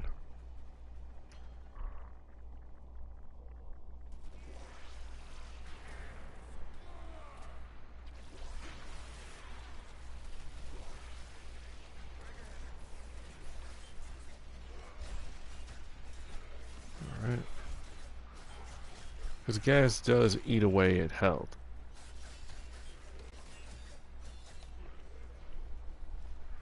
That's, yeah, not gonna lie. Like Toxic Lash, or at least the augment for it, does need to get like buffed a bit. Because people were like, well, then what's the point? Like, all of her other abilities have synergy. Then what the hell does Toxic Lash do? Like, what is that? Cast Spore, cast Toxic Lash, or either one, in either order, whatever. Then go strike them while they still have spores on them. You will burst those spores. And, well, you're going to, like, spread the spores as well by bursting them, but also inflict another proc on the first target. And then also the main purpose of it, you get your energy back. So for every enemy with spores, that's more energy back, allowing you to keep it going. Or you could bypass that altogether, I suppose, and go with like and go with the rage staring like I do. Granted, I mean, hell, you can still do that and probably still need a bit more energy depending on your build. So, you know, hey, get enough energy to activate Toxic Lash and then go nuts. The augment ends up creating toxic clouds left behind if you kill an enemy with the ability active. And so that procs on them, and since Saren's 4 works on enemies procced with spores, toxic, viral, you know, yeah. Oh, yeah, that means, yeah, they're going to take more damage because that's how she's set up. So I really like playing Saren as well. I just don't play her as often. Uh, Equinox is really good. Titania is pretty good. Octavia, if her stuff was a bit more like in-house, a bit more interactive instead of just being deployables.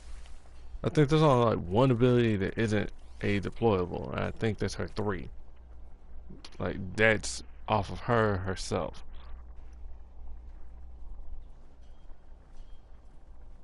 Yeah, I don't know. It's, I would probably like that frame a lot more. Um, yeah, I feel like Harrow is up there with Oberon now for me.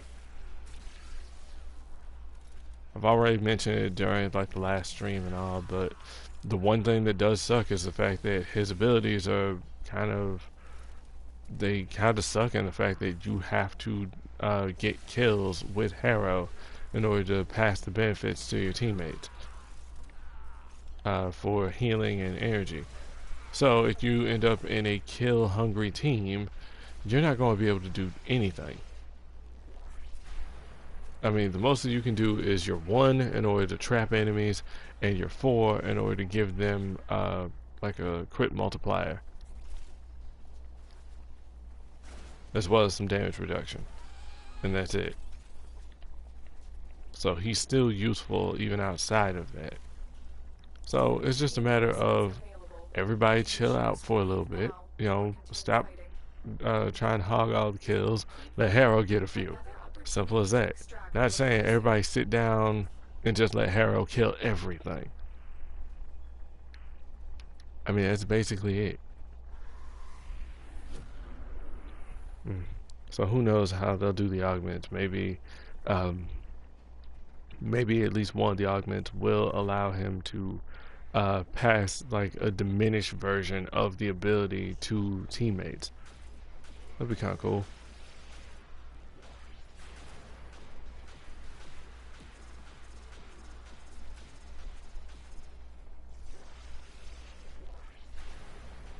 In the middle.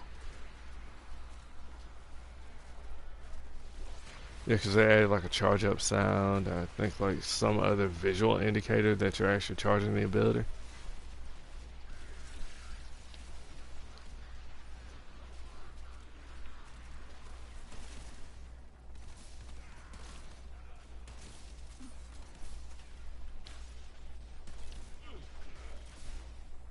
There's like so much shit I can't see.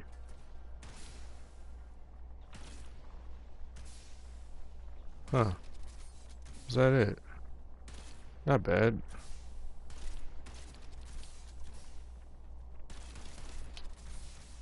I also has some recoil on it. So you gotta be careful with that. But the good thing is it does actually stick to them.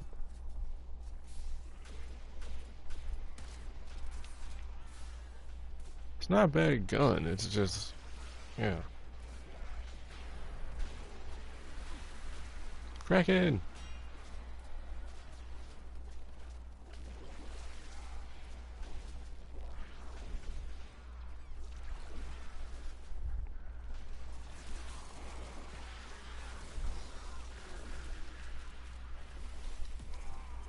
But seriously, to be able to like take off like a quarter of their health, like be able to strip their armor with the ability or something. Or maybe shit, even do it like Reckoning, and then like you have to do like 2 casts of it. Granted, that's conditional. You have to put down Hallowed Ground first, and then hit them with 2 Reckonings in order to strip their armor. Well, yeah, that's basically it. It's like you've already stripped half their armor. It just doesn't indicate it, and then the second one takes off the other half. You can even do it to the Shadow Stalker. So, if he's giving you a bit of trouble, now you've stripped all of his armor. Now, mow his ass down. Simple as that.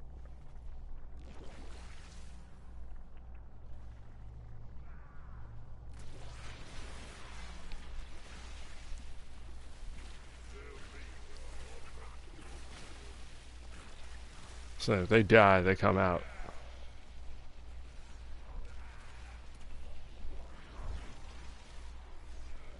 Yeah, because then, like, they didn't do the numbers right on PC, apparently. So, it was, like, easy for Hydroid to actually kill, like, level 144, corrupted bombards or some shit. I was like, wait, what? You said, yeah, so somebody messed up in the numbers.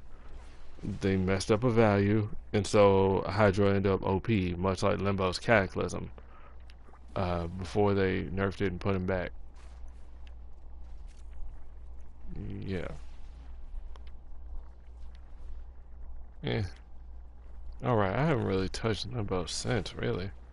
Not because, oh man, they took away the Cataclysm. No, it's just, Limbo's still kind of situational.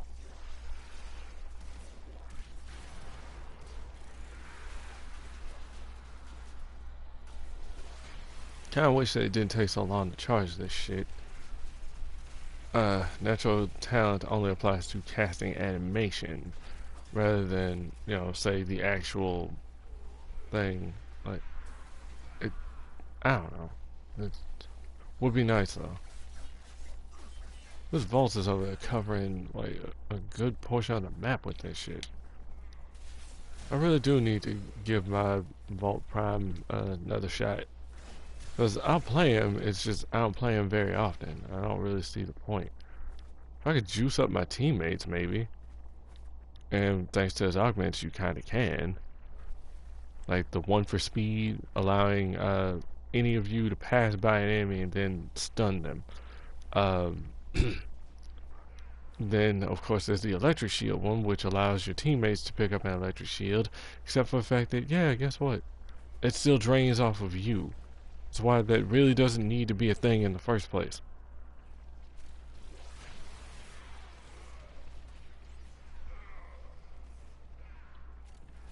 Man, if I could actually be able to revive off of that, that would be kind of cool. You get up.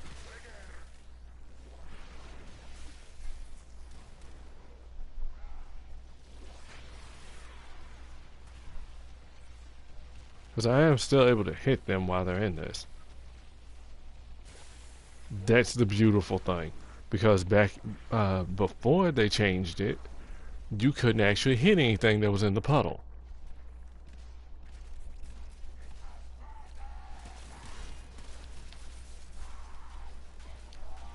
Let's fuck this guy up. Beautiful. Extraction is ready. Neo H1. Unless you can Are we all staying or are we leaving? They're leaving. You know what? I might as well leave. I'm trying to remember. No, it's the Lith H1. That's the new one. We're done here. The extraction team will take over from here. Time to evacuate.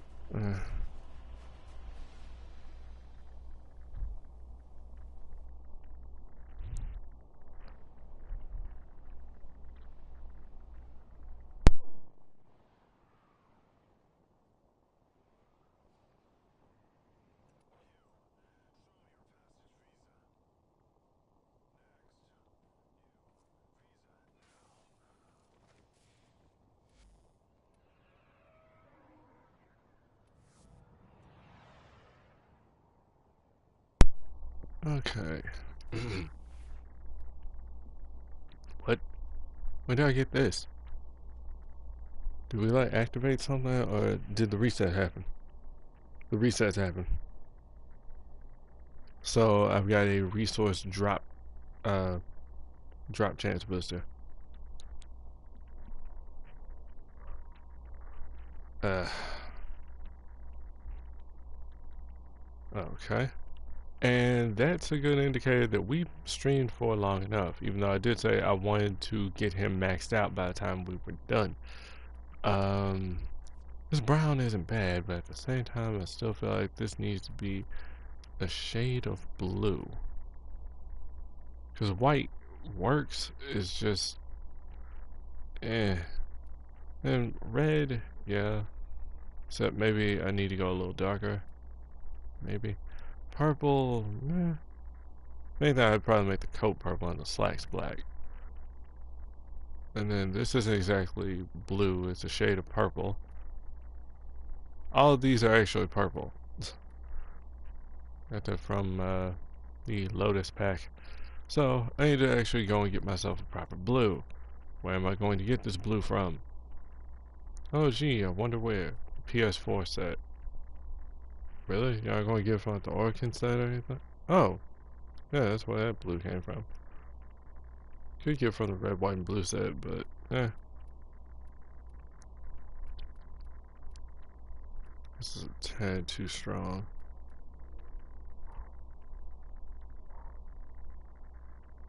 I don't want anything too bright either, because if it's like too bright or too dark, it's going to just be wrong. Something in the middle.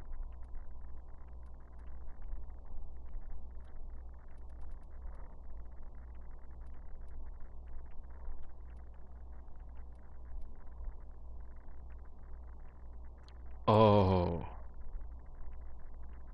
Nice. I also have reds. Tenno, a new alert has begun. So these are kind of weak reds.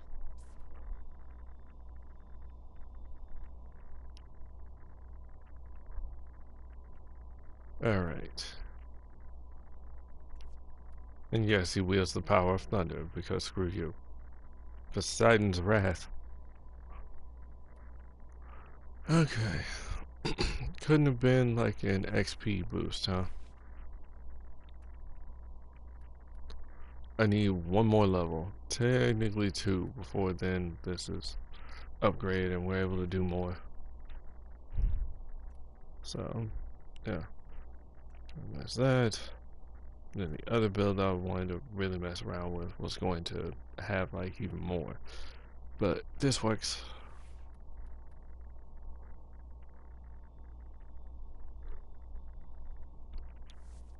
I kind of wanted to switch over to Saren, but I am working on Hydroid right now.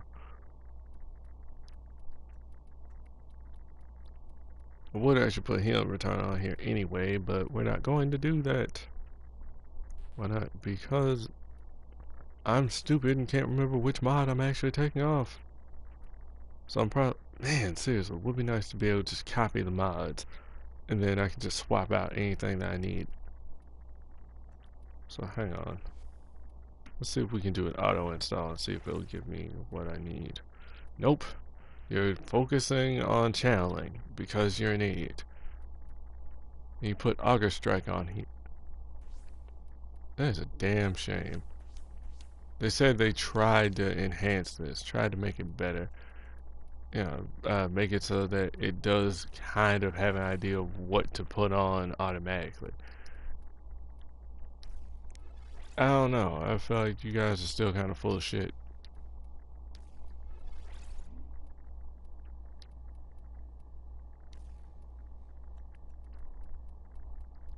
Because it's a little bit better, but still. I mean, I'm not expecting it to be totally perfect, but seriously, all that channeling shit.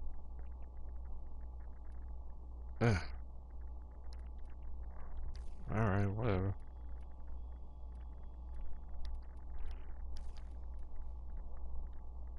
And now, like I said, with healing return being much stronger, yeah. So now we're kind of down a bit. So we gotta figure out something else. So there's no Berserker here. That's the other pain in the butt. So we gotta downscale. Because I do want that condition overload on though. So we are gonna have to put another formula in this. Well, we're going to have to put a formula in it. Possibly. So this, and then of course there's the other damn thing that I could do, just maiming strike. Except I really don't want to do it like that. Could do drift and contact, crank it up a bit. Because blood rush is going to work, it's just, yeah. It's just we're not going to be able to fit blood rush on here due to all of this being the way that it is. Because, like, 1 point off. 1. Because I kind of want this to be up. So if anything, we might actually take off the condition overload, put on blood rush. Try to sync up. And then put something else on instead, like maybe prime reach or prime fury. And prime fury is just asking for too much. It's just messed up. And then of course, what is it? Drifting contact. So we could put that on. I do appreciate that it's only 5 points. So you can kind of get away with that. Thus allowing both of these well, the other one, Weeping Wounds, to really work. And if anything, I might actually try to build like that. I don't know. It depends on the weapon, really. And during affliction, like I said, I'm not even worried about this still lasting. Especially if it's a corrosive, that shit is permanent. But you know the actual, you know, like effects and all that, you know, yeah.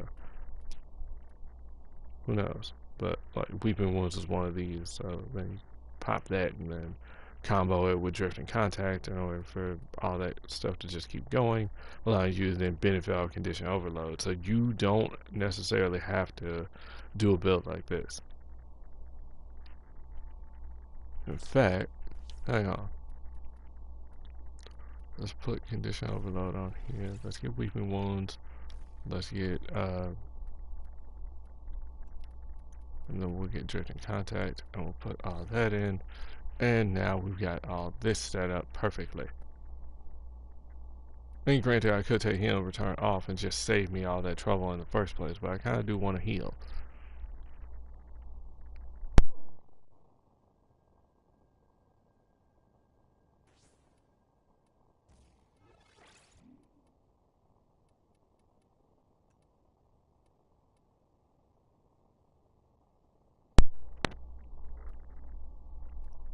Yeah, screw it.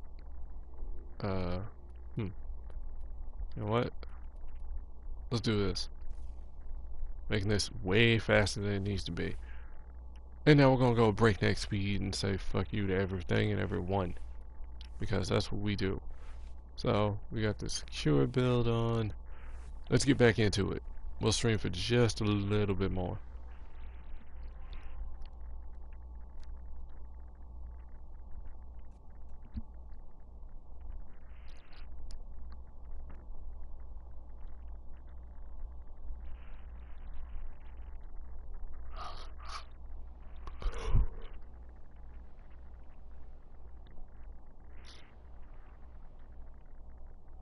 Huh.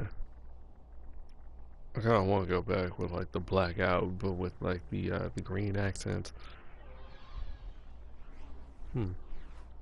Speaking of blackout, I wonder if Micro Center does have that case.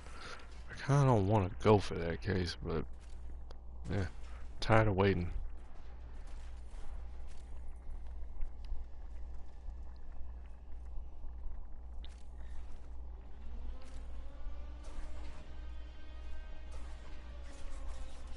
See, and this is it with the Prime Fury already. So then, bam. I'm moving as if I already have Berserker procced in the first place. So imagine how that's going to be with an actual Berserker going on. Except I'm not going to be able to tell because we got a goddamn Banshee and that's all that they do. Rather than say go with the silence build, leaving the enemies open.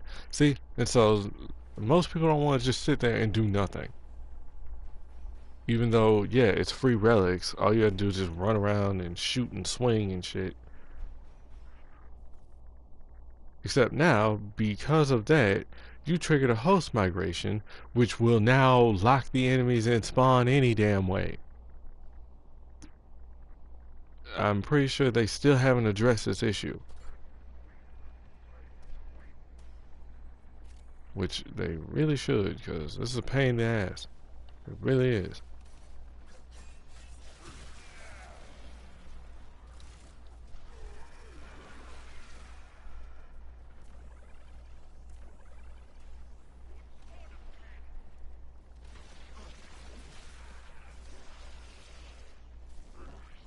What, was it the Banshee that left? Like, oh man, this is boring. You're the one making it boring, what the fuck?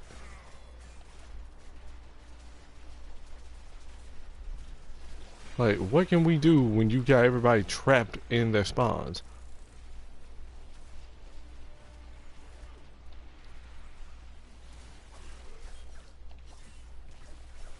God, I can only imagine how much more fast I'm gonna fucking go. I think I've already done this experiment before. Because Prime Fury just makes this even more ridiculous.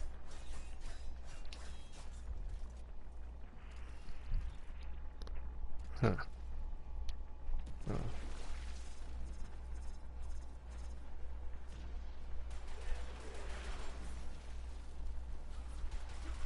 You asshole, get over here and get healed. There. See? So that's one benefit to being in the goddamn puddle. Stalker.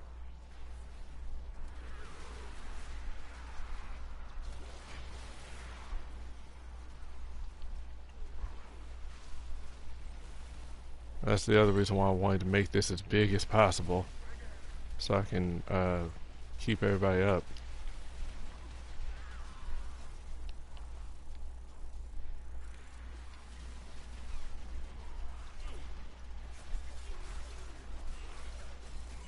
Let's start wailing on his ass.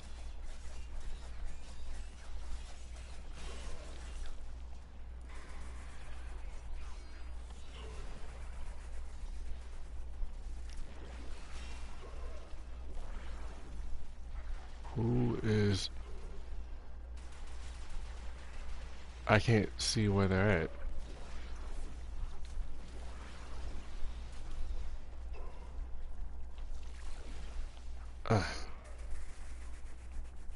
So, fail. I can't even fucking heal because, like, this goddamn puddle has a shit fucking radius. I mean, it doesn't help that I haven't actually maxed it out yet.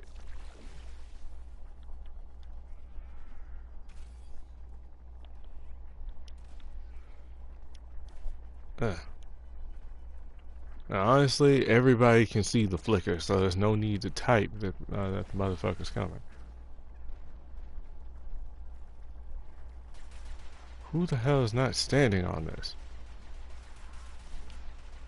See, and then there's that. That's the complaint that that a few assholes were making about Oberon and Hallowed Ground. Except the difference is, Oberon can cast more than one of these things. He doesn't become the ability, he deploys that shit. He sets it down on the field. He does not turn himself into a fucking AoE.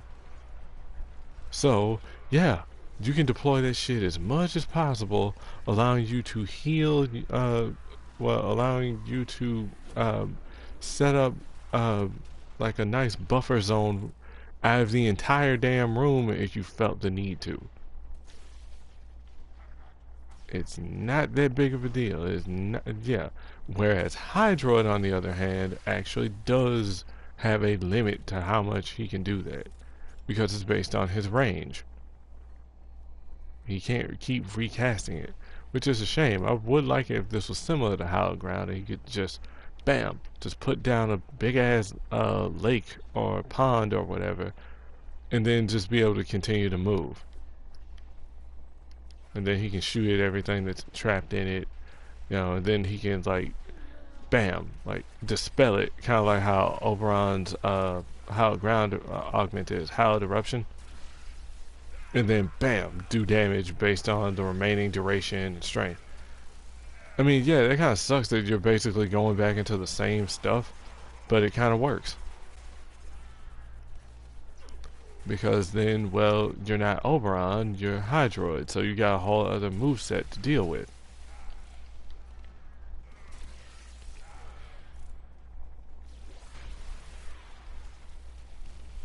Seriously, it takes too long to charge that shit. I mean, like, in the heat of the moment, like, say if that was about to get destroyed, yeah, I wasted time by charging it up. I mean, granted, yeah, I could just boop, and just pop right quick, and then I've got like 7 seconds with this build while everything's still trying to level. But yeah.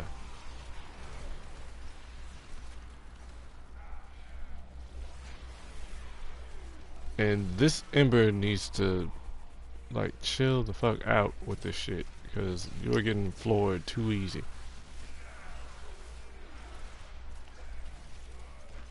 Like, you are getting right in their face and giving them a peck on the cheek before you kill them.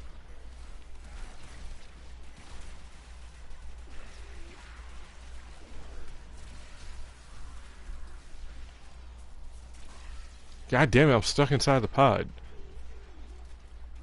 How's our Saren dying? This team kind of sucks. What's up? Really?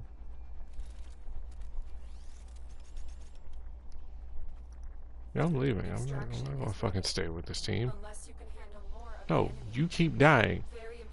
You shouldn't even be dying. Like, and no, I'm not thinking super OP Ember build, you shouldn't be dying. I'm just saying, you should not be dying in a general sense. What, are you trying to get, like, point blank so that you ensure that you get a headshot? Wait, what? Resource drop chance boosted 3 hours. Why did I see a 5 up there? And it just now gave it to... You know, just no. Just no. But, yeah. I will be figuring out my 3 specific builds. I kind of have them already in mind, but it's a matter of actually getting him leveled and having everything appropriately leveled and placed in and all, because he should be good. Like, see, now we can do like that other thing, so we can pop in like an overextended or whatever. And that's the thing, I still have like 6 more levels, which means multiply by 2 because of the way that a catalyst or a reactor works. So it doubles the amount of points that you've got, meaning that I'm going to have 22 points. So I should be able to do what it is I'm trying to do once I cap him out. So I wanted to put on title impunity, so I'd be able to, boom, sweep over the field and heal up my team. I need one more point in order to actually be able to put some power strength on this bad boy.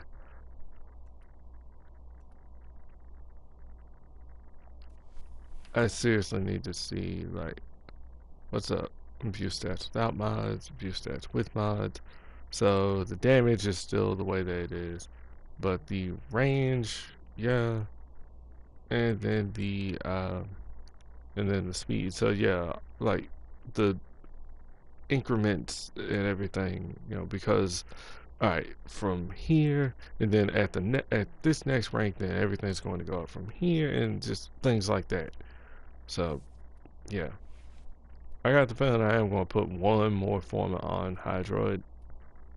It might be another D polarity, it might not. It might be a V polarity. I don't know. We'll see. I really don't feel like all that's necessary though. Could put this on here. Could put that that drift mod. Or we actually could go with I don't know. I mean, I could do this overextended and just go. And just bam, 220 range. So I'm covering everything, but I got like no power strength at all. So we could pull this out and then just bam, there you go. Except I still don't want to do that either because, well, I'm not going to have any points to put into strength in order to balance this out and put it back up. Which is why I would like some more variations on these corrupted mods. Because, what if I wanted to give up duration for range? Basically, like an inverse version of narrow-minded. So that I'll gain range, but at the cost of duration. Or say like or like, I don't know. Like, say, which is stupid as hell, but give up efficiency for range. Which is dumb, but yeah.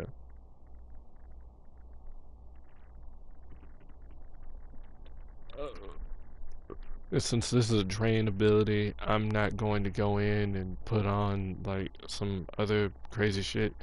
I might, I don't know, just to see how it works, but really, fleeting expertise is going to hurt. And prime continuity is going to only slightly offset it. Since that's a 55 and this takes off 60, so that means that I'm down by 5%, but my efficiency goes up, allowing me to kind of adjust myself a bit. But it does look like view stats with mods. It does seem, yeah, duration is going to be a factor in these abilities doing what they do. Granted, I also have overextended on here, so let's take a look. Yeah, because speed is so I wouldn't be surprised if, yeah, speed is actually affected by duration. And then, yeah, like my efficiency is pretty good here, but yeah. So this is when stupid shit starts happening, because then there's a mod called Constitution that gives you duration, so we could put that in and try and offset, except for the fact that doing this, yeah, that's not going to do it. Curative Undertow, that's going to have to come out, so yeah, no. So, yeah, I'm stuck. I mean, I can wait until I get some more points to put in, but even then, it still feels wrong. So, the only thing that I can think of now is the drift. And that'll give me 160, and then we'll be fine. But, like I said, my duration has taken a hit. I mean, honestly, I'd say fuck it and go for the other mod and just go that way. Because this kind of sucks, not gonna lie. Because then, yeah, we could do that one, but I really don't wanna. Not gonna lie, overextended is probably like my least favorite. because a good chunk of Warframe abilities rely on power strength, and then you have to like fiddle around and figure out how it's annoying. So now here we are back at that, and that's just stupid. I'm not gonna lie, that's just stupid. So then, oh, okay, got a min-max, okay, except for the fact that I'm min-maxing the wrong goddamn stats. That annoys me. That really does.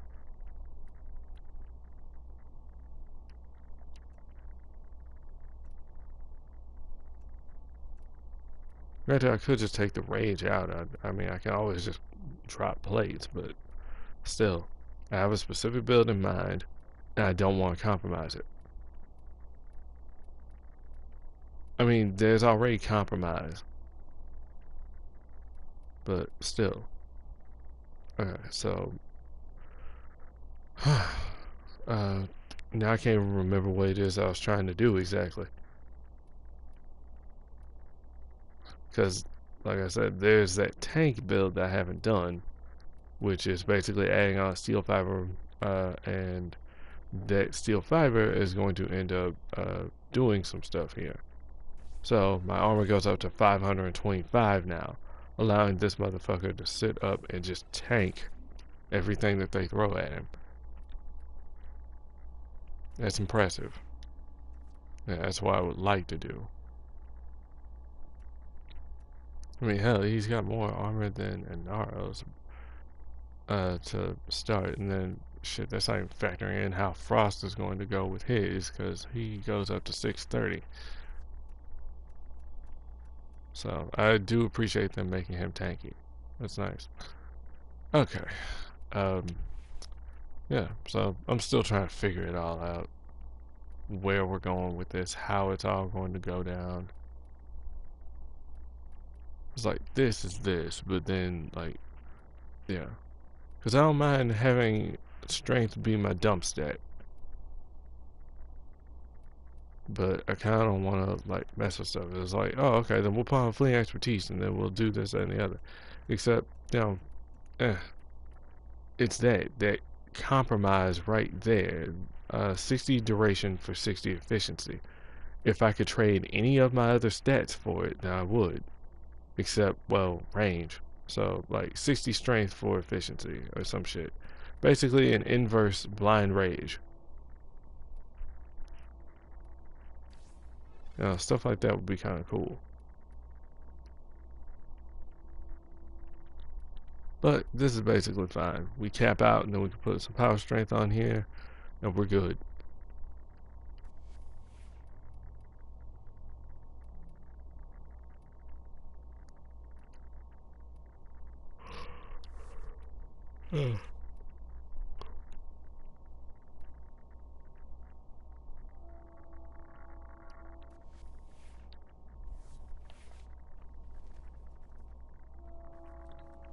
So we are on build C, right?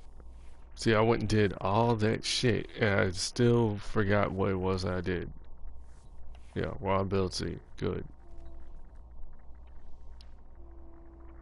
I've already gotten everything I want from Baro this time around, so I'm not too worried.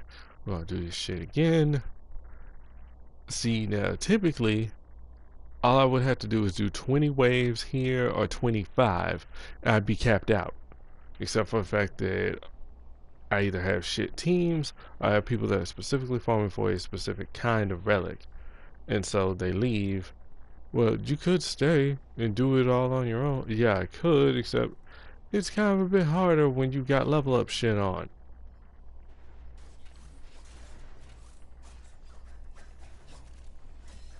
Oh, right, I also wanted to kind of change some things with the weapon.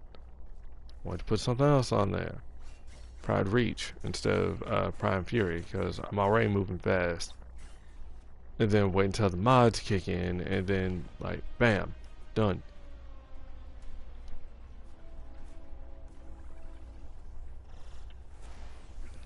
So we got ourselves a Sweeper Mag.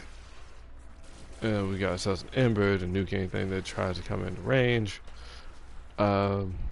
Shit, so we got 2 Embers, a Hydroid, and a Mag. Nothing should get in this circle, and if it does, it's getting fucked up. Dramatically.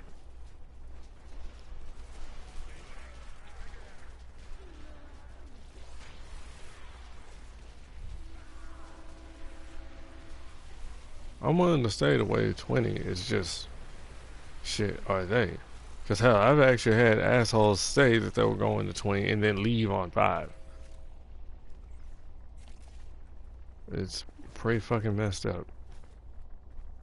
Quite frustrating.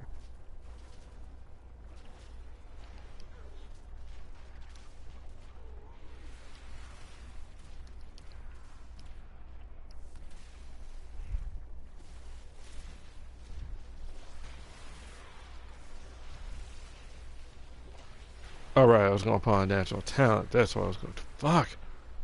See? Got so frustrated dealing with that bullshit. Trying to figure out how the configs are going to go down. I got frustrated and forgot exactly what it was I was trying to do. To test some things. Purple energy. I really should have thought about that, but I didn't. And then she ends up polarizing the hull, and then the ship ends up getting like asteroids stuck to it or some shit.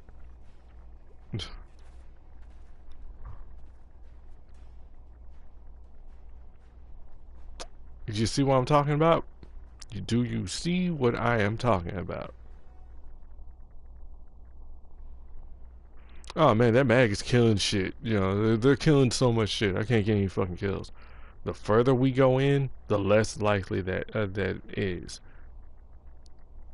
Except, you know, I don't want to wait that long. I know. You could try and be a bit more proactive and try and like head them off at the pass, man.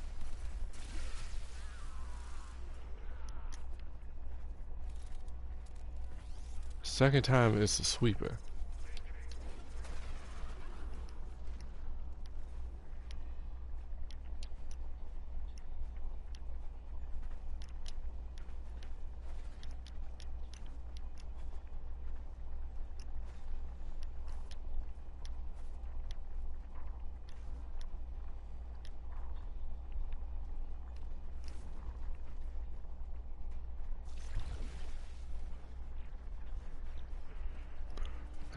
Like I said, making him more tanky and thus rage, allowing him to gain more energy, allowing him to then do more of his bullshit.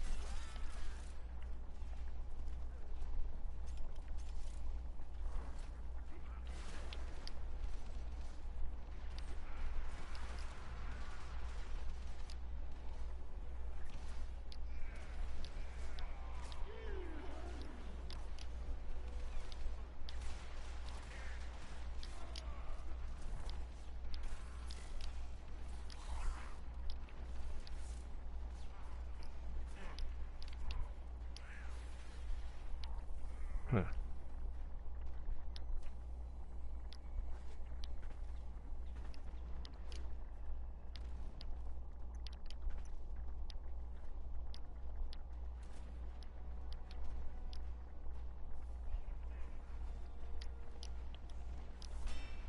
Yeah. Yeah, that was on me, so I got you. And this is that same Ember from before who I had to bail out. Fired off, and bam. Except this isn't the build specifically designed to do all sorts of ridiculous amounts of damage to everything. This is the build specifically designed to actually keep my team from dying. So then the health starts getting low, they start getting affected by status. Bam. Just pop one of these. They have an Ogress. I recognize that Nova. Yeah, they have an Ogress with the augment. The weapon augment in it. Yeah.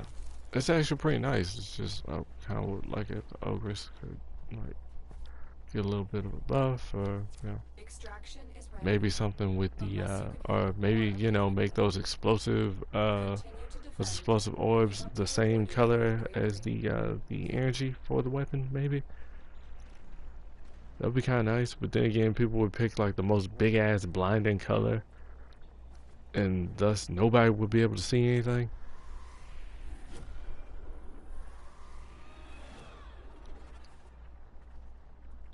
Ooh, If we had 7 frames, then we could actually make a rainbow.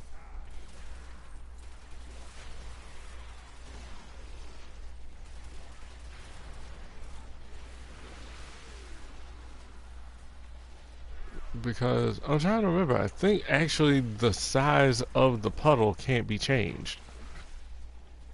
So if anything, the only thing I'm actually affecting is the range of his 1, his 2, his 1, his 2, and his 4, which is stupid as fuck. But then again, it's also to prevent trolling, because if you could actually go for as much range as, say, Mag or Banshee or Equinox, and Equinox already has a big range on like her 3 and 4. Yeah, if you could cover the entire map with nothing but this water, oh shit. At that point, nah, there's no point.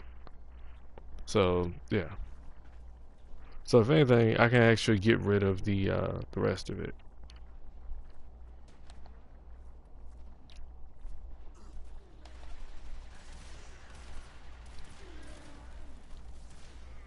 Unfortunately, can't cast powers in the middle of the thing.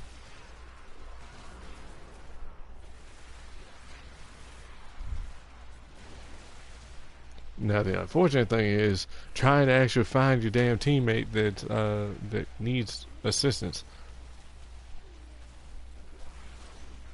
But that's why you can tidal surge all over the place in order to do it faster, or come out of it, find them, and then like stop in front of them and bam, heal them up.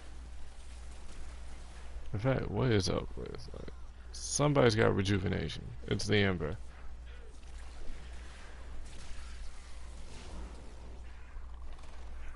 There you go. It was like getting in their face the entire time. Somebody does not know how to Ember.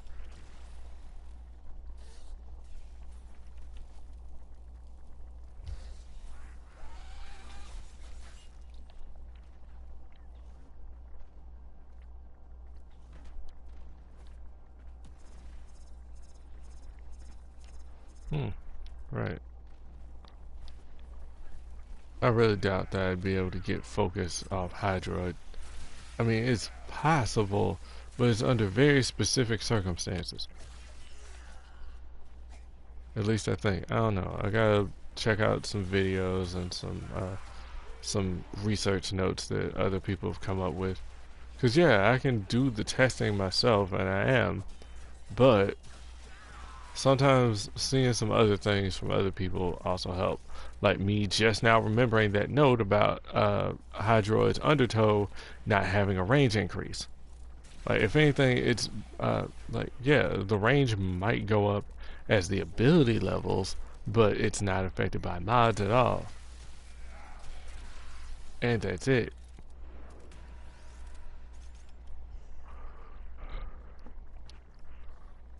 Huh. I need to see about Mag plus Ogress.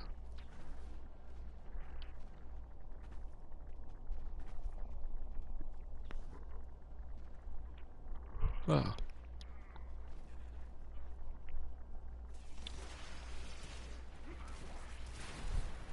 But we're pretty much done here.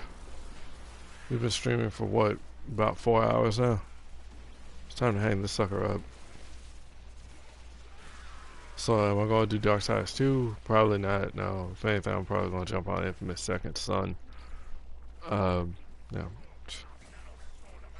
I don't know. Yeah. And it's unfortunate that First Light was actually my first Infamous game. Because, yeah, that's definitely not, that's not how you set the bar. That's not how you immerse yourself, come into it and be like, oh, okay, yeah, this was nice. It was okay, I mean, eh. But I know for a fact not to just go off of that, because it's a side game, kind of giving more to a side character for the third game.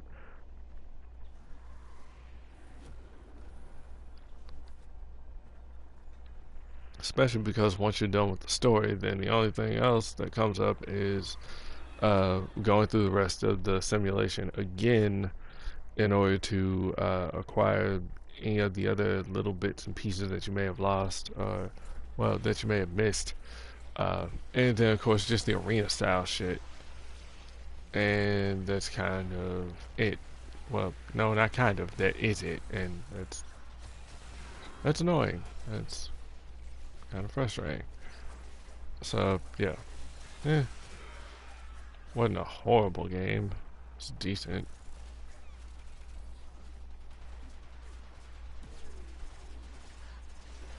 But yeah, I'd rather play Second Son.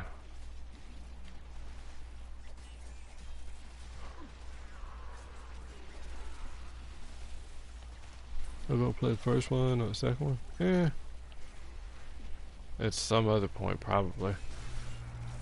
Am I going to let's play them or stream them? I don't fucking know. It's up to everything else, really. If I can manage to find it and yeah, all that.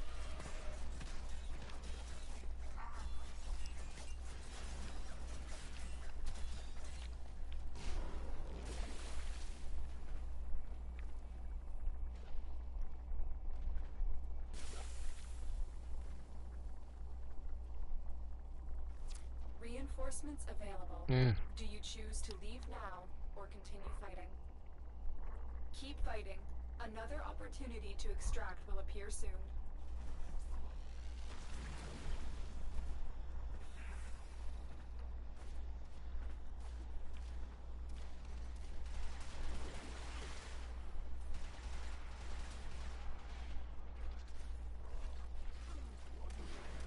Yeah. So that's making some additional use out of Undertow by being able to also heal your allies while they stand on it.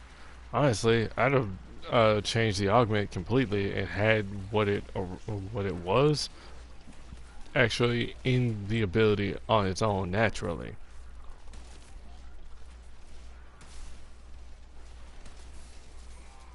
That's basically what this gun is supposed to be. It's supposed to be kind of something to add on so your teammates can, or your other abilities can, it's supposed to burn them down some. This way, then you can get in there and wreck them.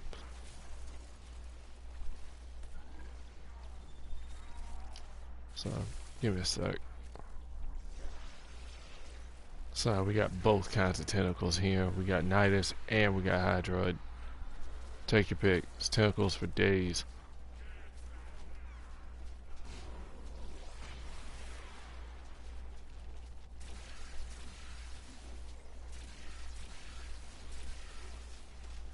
So you use your arson powers now.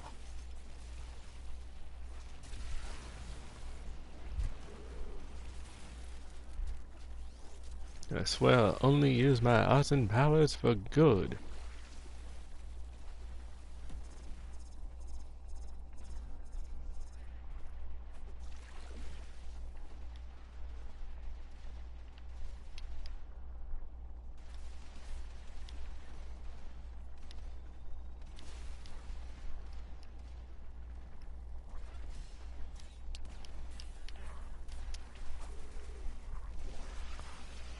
Quick.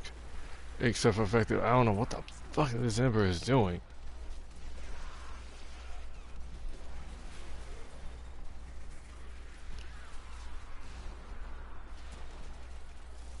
I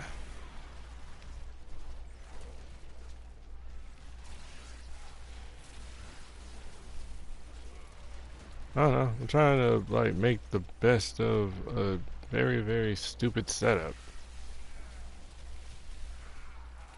Because yeah, you can still shoot into it and then do like and then do damage to all that are trapped within the thing. In fact, there's that. Like every enemy that's for every additional enemy that you add into the puddle, the more damage Undertow does to them. And there's a damage over time effect anyway, but yeah, the more of them that you add, the worse it is. Why are you still dying? Why are you constantly getting in their fucking face? Ember has shit armor. I want to stop reviving this guy, because, like, clearly he's not understanding how shit works. So I should be able to just wash over them and still be able to heal them. Who's still alive?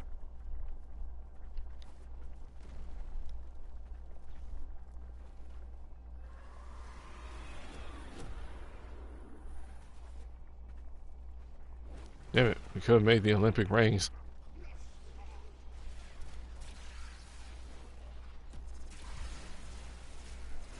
I would like to be able to change that, because it makes it very hard to see through things.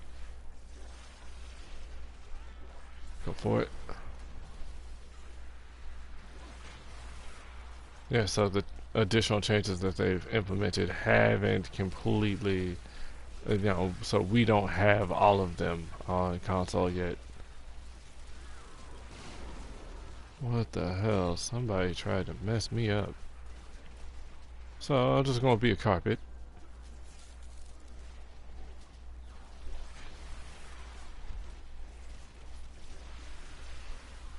Recast and let all this just whip everything.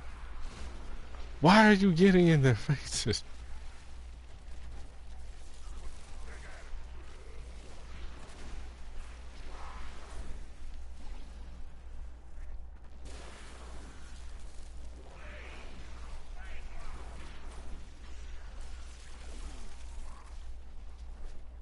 Bam. And then energy back. Another thing would be, yeah, enemies killed by Hydroid's abilities give him a percentage of his ability back. I mean, a percentage of his energy back. That right there would be kind of cool as a passive.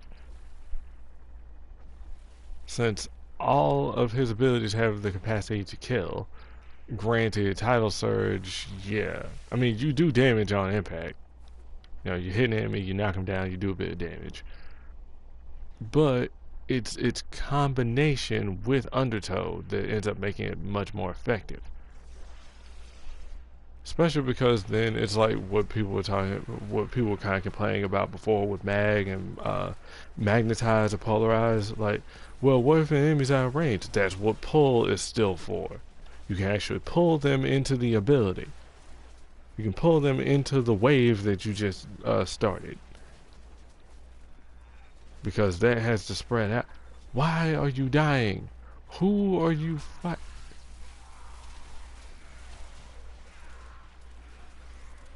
Ain't nobody got time to keep picking you up.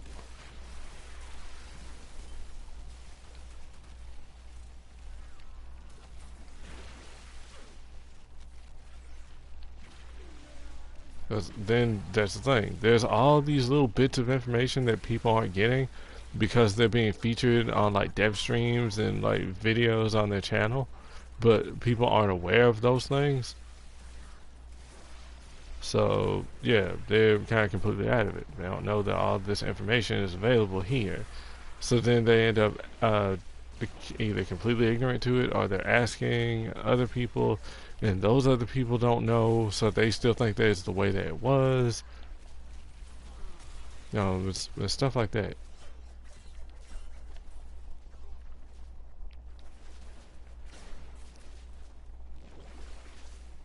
I wonder if I can also help heal the pod faster. I doubt it. Nobody really has something like that.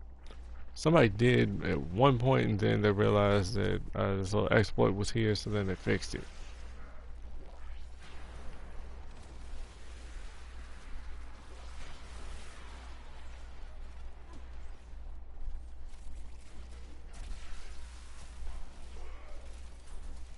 Huh.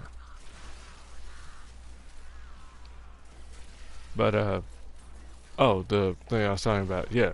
So, yeah, pulling enemies into the ability. That's basically what Hydroid can do now.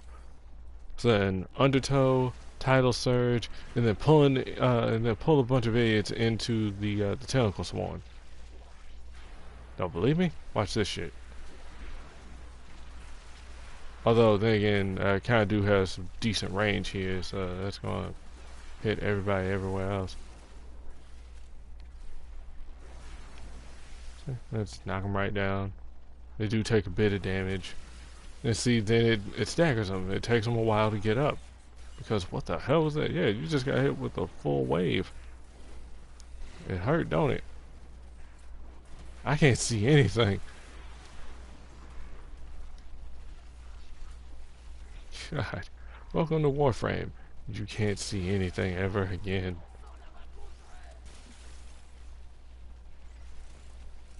Uh,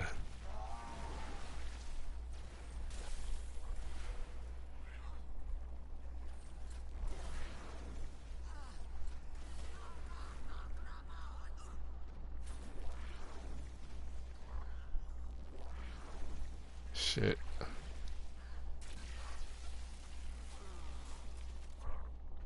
I'm not sure, but I think we're done. Although if we leave now, that's probably going to be it. Mission progress. Let's see. Hurry up. Yeah. So we need a little bit more. So 20 will do it.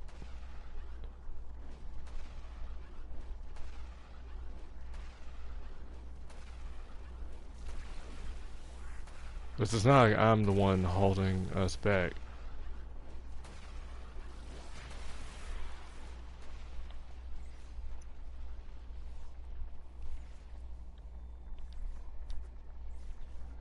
There's probably an enemy stuck in spawn somewhere. But it ain't here. It might be stuck in spawn, might be somewhere else. Oh, Hydroid actually has a pretty decent sprint speed, it seems. He's not as slow as he's not as slow as Frost, which is a good thing. Frost moves like a glacier, but that kind of makes sense.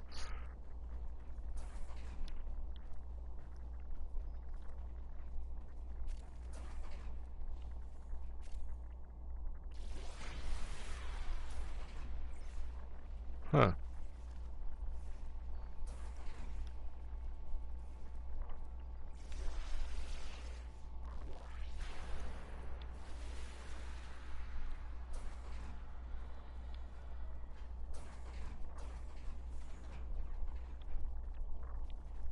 I'm not hearing anything. I'm not hearing anything, not seeing anything.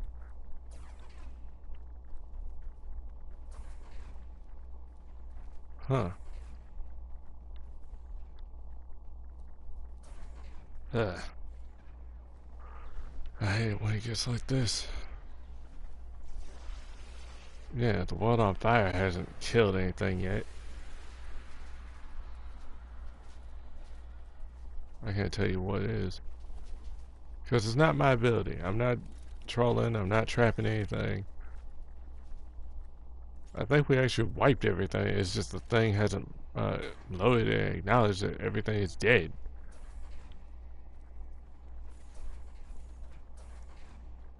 We're going to work on this open world thing, but we're not going to fix some of those critical bugs. I have a problem with them not fixing everything. It's just shit. Huh.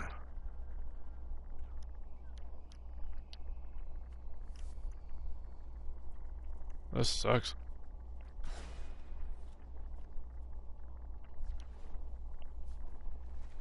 Seriously, all those just those levels gone.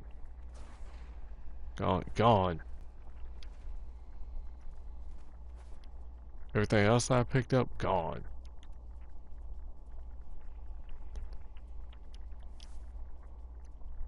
There goes the host migration. So now that host migration is going to fix it. Unfortunately, it's probably going to carry us over into the next set of waves. Which means that we're also going to miss whatever that previous reward was.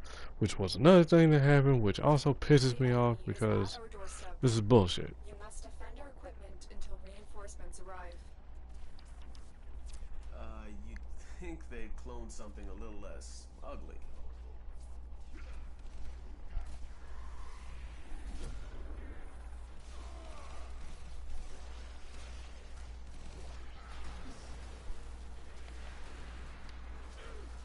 Also going to deploy a Spectre.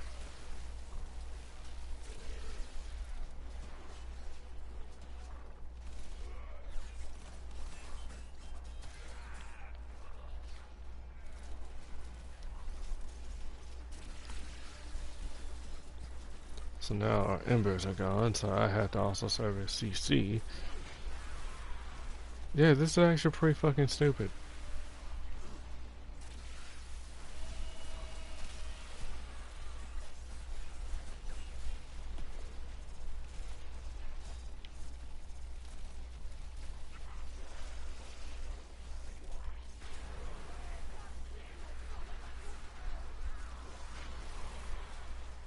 So I don't know if we had to redo wave 15 or if we're going to move forward.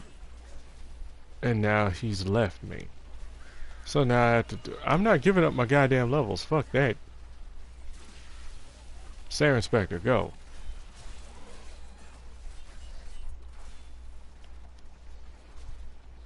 So now I've got a couple of helpers. And this is pretty much how it would be if I had to solo this shit.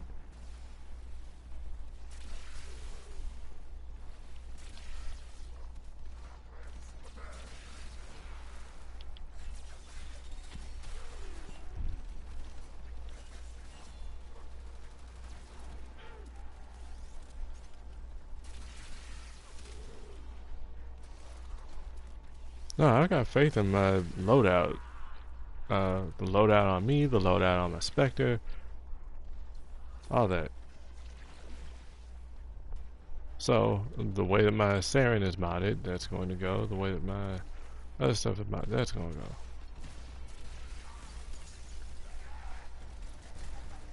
go. Ow.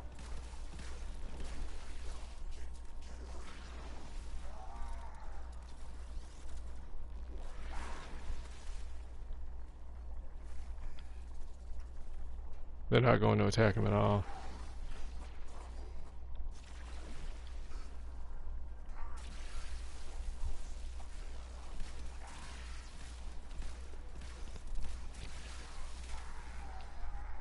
Unfortunately, with that being a leech extremist, it's going to continue to gain energy back. There we go, wave 15. Unless you can handle more of the enemy. Because something glitched out, and I have no idea what the fuck it was. But because I got a chance to fight a whole other set of enemies for that wave 15, I was able to actually push just a little bit further. Good. Now, I'm also going to take that as a sign that it's time to hang this sucker up. So, with all that said and everything being the way that it is, we're almost done. That's good. Thank you guys for watching. I hope you enjoyed. It really should not have taken me that long to even get Hydroid Prime up to level 29. And that's kind of been the other reason why I've been burnt out and why I haven't really been playing. Because shit like this keeps happening. Not just like, oh, okay, the enemies aren't spawning, you know, or, you know, host migration glitches or anything like that. It's kind of getting boring with the community here. But that's enough of that. Thank you guys for watching. I hope you enjoyed. If you did, you know what to do. So, I will see you guys next time. Have a good one.